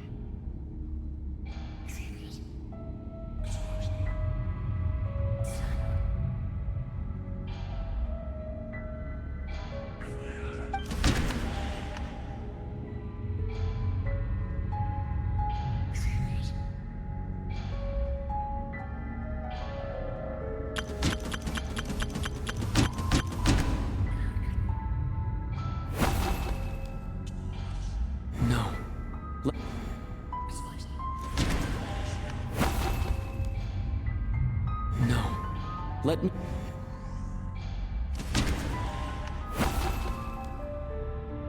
No. Let me go over this.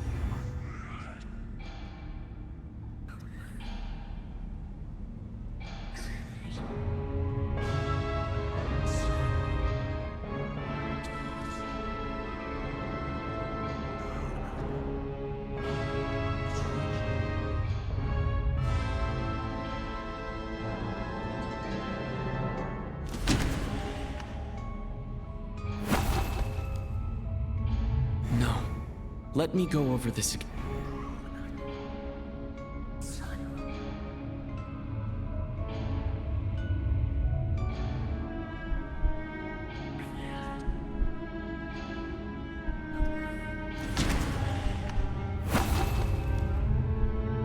No.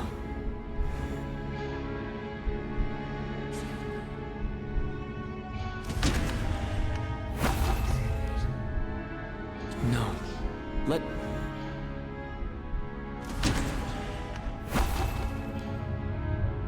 No. Let me go...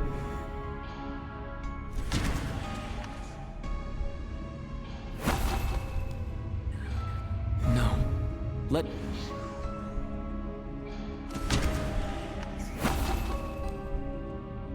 No. Let...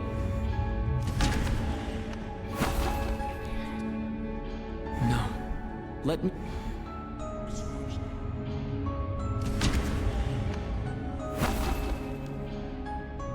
No. Let me go...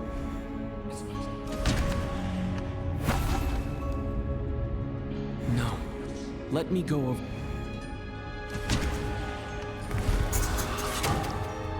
Alosha was the second to walk into the snowstorm after Demoff to investigate. During this process, the ruler of death assumed his identity, making him one of the victims.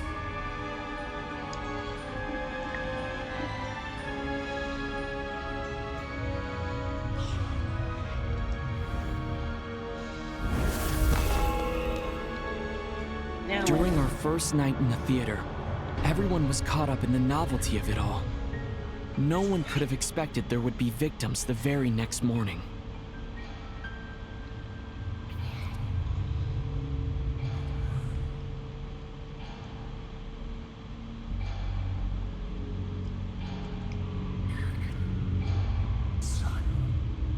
Despite all the confusion, and with the help of hindsight, we finally began to realize that something was amiss with the snowstorm.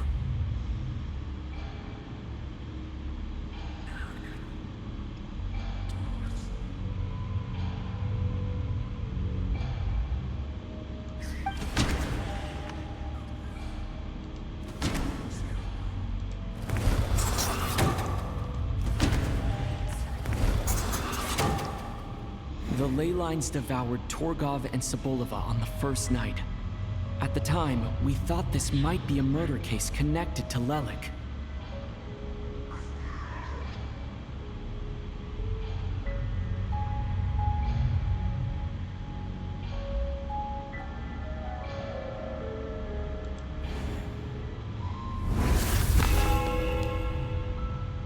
Odette and I spoke a lot that night. 3 people were on watch, but in the morning, we discovered that someone had fallen victim all the same.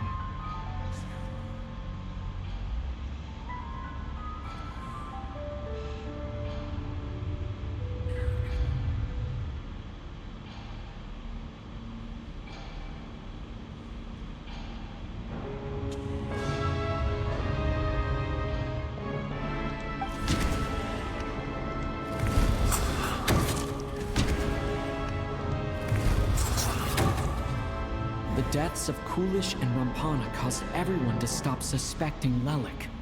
Unexplainable phenomena occurred one after another, leading Mitya to suspect that we were caught up in a supernatural event.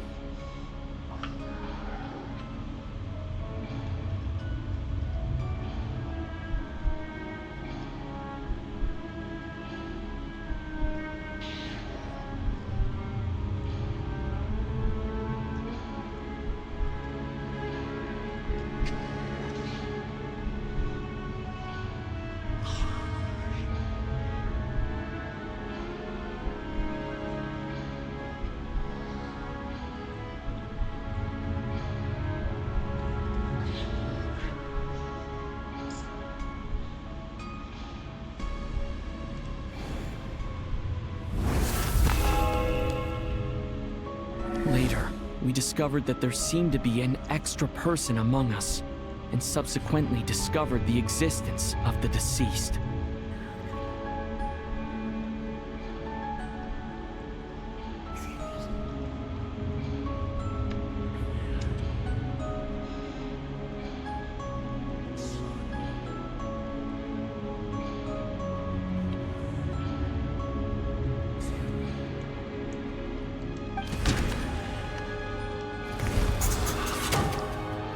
Mr. Schramm realized he was the deceased and walked into the snowstorm to return to the ley lines of his own accord.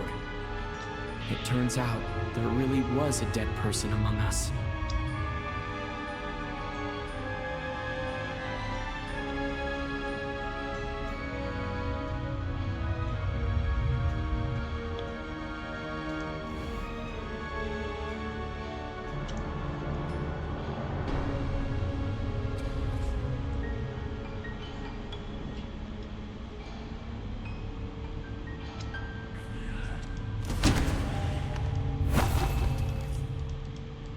No.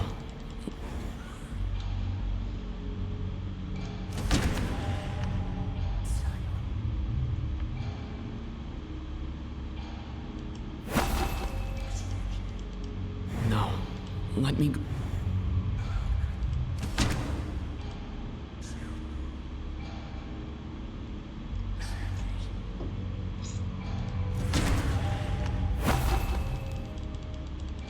No.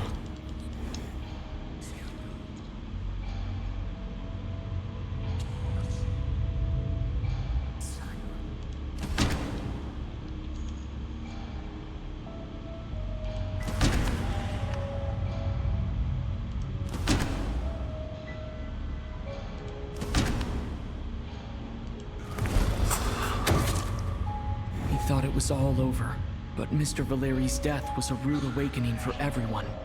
The ley lines consumed him during the night regardless. A lot happened today. Mr. Valeri's death led us to discover the connection between the number of deceased and the number of victims during the night.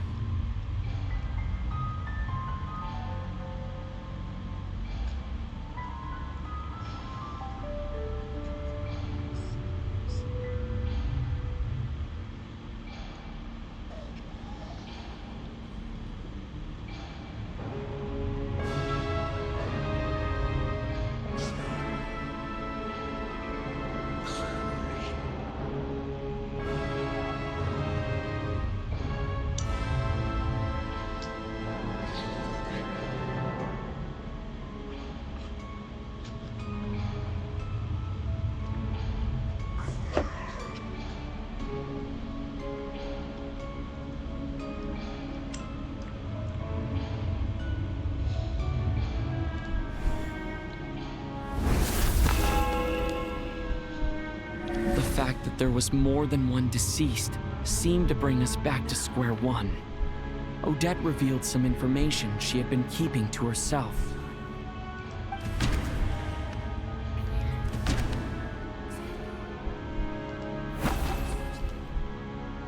Although Mitya did indeed walk into the snowstorm that day, he returned from the ley lines with the help of Vodyanitsa's Requiem. The void in the ley lines hasn't been filled, so let's rule out Mitya for now.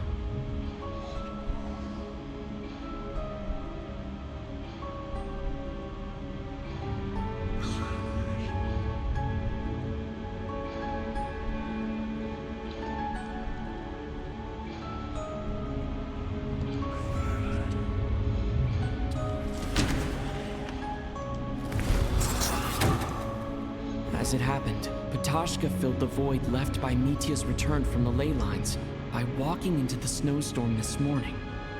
The girl I thought was Child's sister Tonya turned out to be another of the theater's deceased.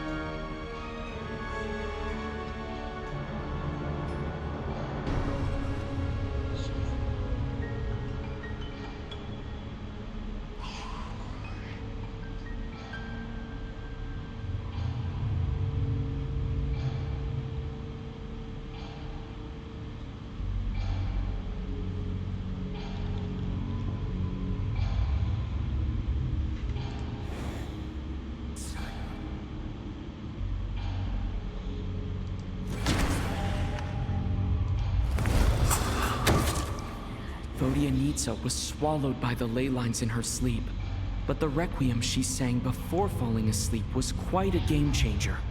Come to think of it, Patashka was about to walk into the snowstorm at that time, and Renova, unaware that Mitya would return, was concerned that her soul would overflow from the ley lines. That's why she used Alosha's voice to try and persuade her to stay behind. Looking back, I suppose that was an early slip-up on her part.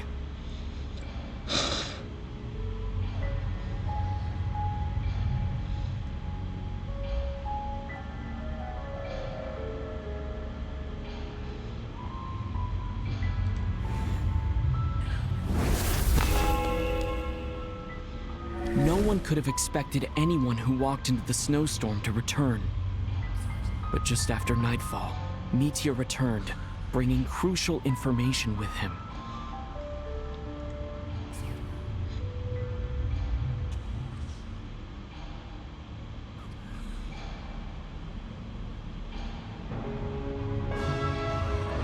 Various truths began to surface, including that all of us were already dead, and that the ruler of death was here among us.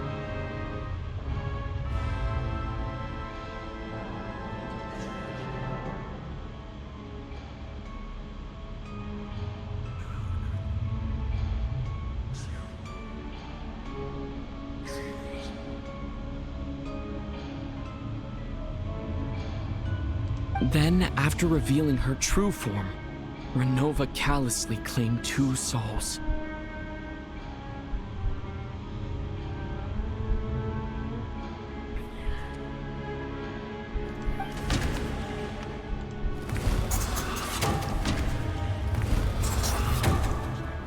In fact, everyone was already dead by the time we took the photo. And in the days since, we've experienced many more partings in the afterlife. Now, only Mitya and I remain. And the true culprit behind everything still stands before us. In Mitya's eyes, I see the same anger and frustration that I feel.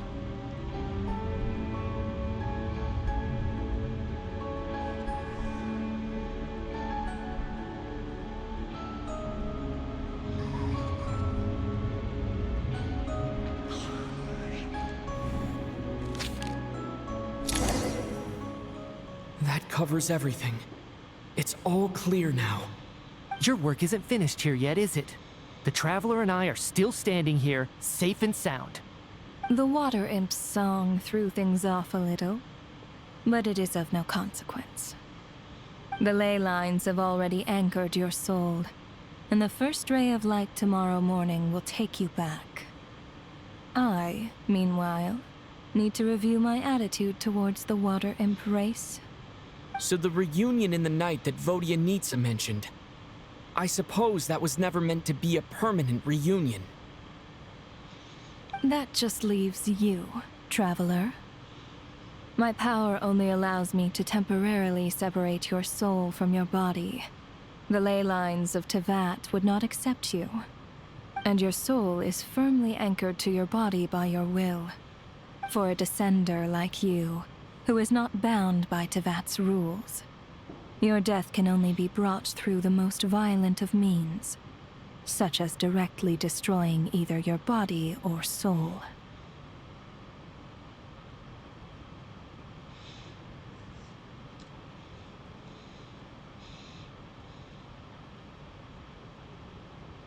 I have no interest in involving myself with Descenders.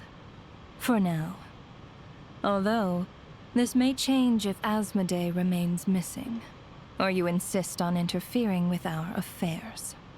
One last question then. All our struggles and sacrifices here, they were meaningless from the very beginning, weren't they? Death abides no reason. Besides, what you call sacrifice is merely a concept created by humanity.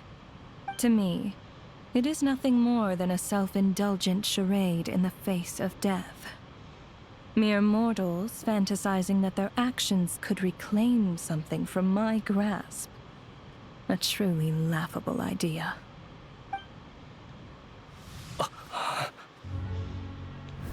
Grim Reaper, you really know how to get on my nerves. I'm not here to ingratiate myself with you. I kill merely because your deaths are necessary. Oh, you've made that quite clear. But humans don't take well to being scorned. Not even by the gods.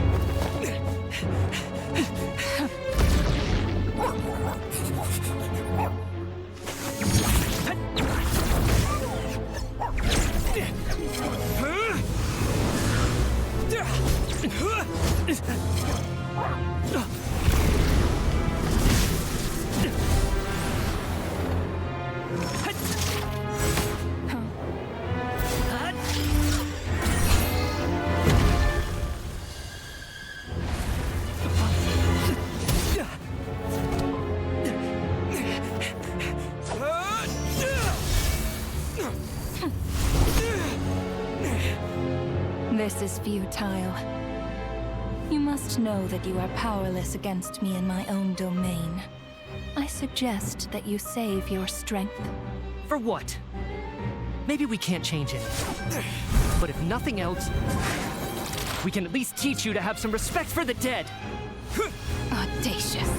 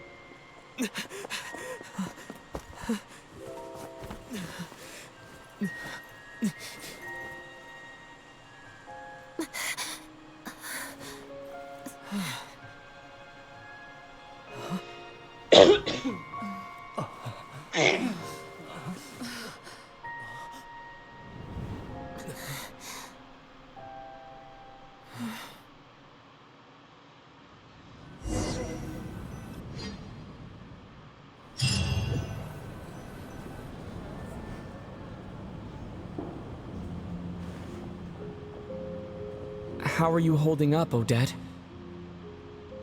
What happened to me? How much do you remember? What do you mean? Is the performance over? I can't seem to recall what happened. Has Odette already forgotten?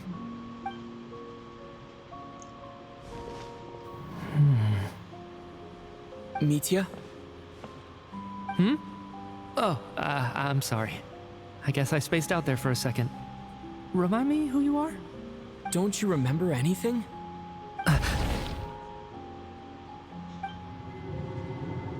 Yeah, I remember now, comrade. Looks like we guessed right. Just like me when Odette found me at the Armory Palace, for some reason, everyone killed by the Ruler of Death eventually came back to life. Just with one catch. They forgot what happened while they were dead. Odette and the others have already forgotten everything. Why were you able to remember this time? Could this be the reason? You said this is the Ruler of Death's symbol, right? I don't see anything there. You don't? Huh. Okay, I guess that makes sense. I carved this into my hand in the afterlife, so it's not visible in the physical world. Does that mean I carved this symbol into my soul? What an unsettling thought.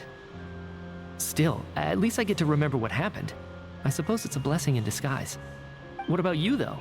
The Ruler of Death mentioned that you're a descender? Is that why you can remember? A full explanation would get complicated very quickly, but that's essentially it. Well then, now that it's all over, let's figure out what we've learned. The first thing I notice is that everything here is precisely as we left it, right before our deaths. This confirms that time passes differently in the afterlife than in the real world. They say that right before death, time slows down, and your whole life flashes before your eyes. That must be how you know you have one foot in the afterlife by that point. Anyway, clearly the few days we spent in the afterlife probably only amounted to a few short minutes in the real world. This also aligns with previous reports of widespread temporary memory loss among the Armory Palace personnel. Now it seems likely that those were all brief deaths caused by the Grim Reaper's so-called curse of death. To those unaware of the truth, dying and coming back to life must feel similar to a short bout of catatonia.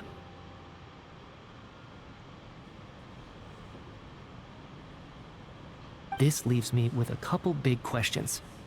What are the conditions that trigger this so-called curse of death? And why are we resurrected after we die? If nothing else, I think it shows that killing us wasn't her ultimate goal. We still don't know her true reasons for subjecting us to death. Right. This time only got complicated because of the situation with the theater's ley lines. That's why she had to approach it differently. If the previous incidents of amnesia among the researchers are anything to go by, killing us is usually a pretty routine matter.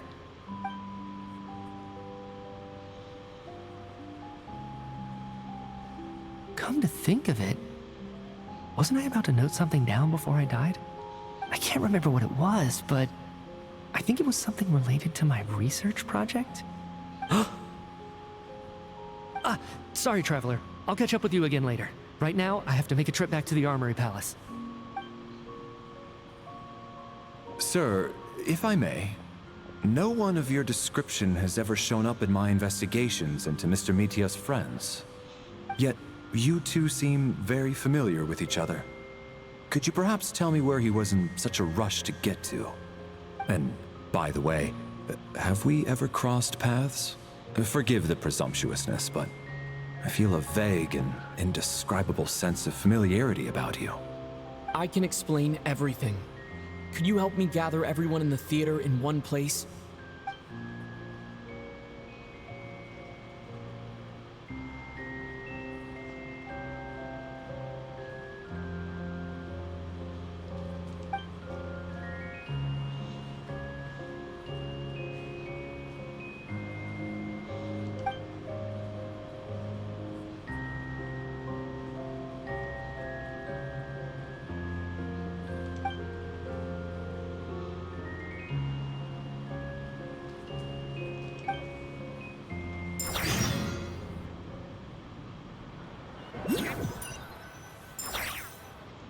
So, Chuganov really is going to shut down the factory.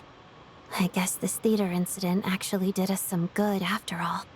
So, you said I promised to take you to the Armory Palace while we were in the afterlife, yes? I believe you. I think I even have a vague memory of it.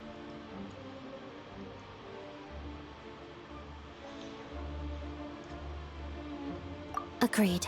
Let's check in on her first. The whole reason for our trip to the Armory Palace anyway is to figure out what's going on with her health. Okay. Finally, I can take a break. Holy crap, it was so painfully long.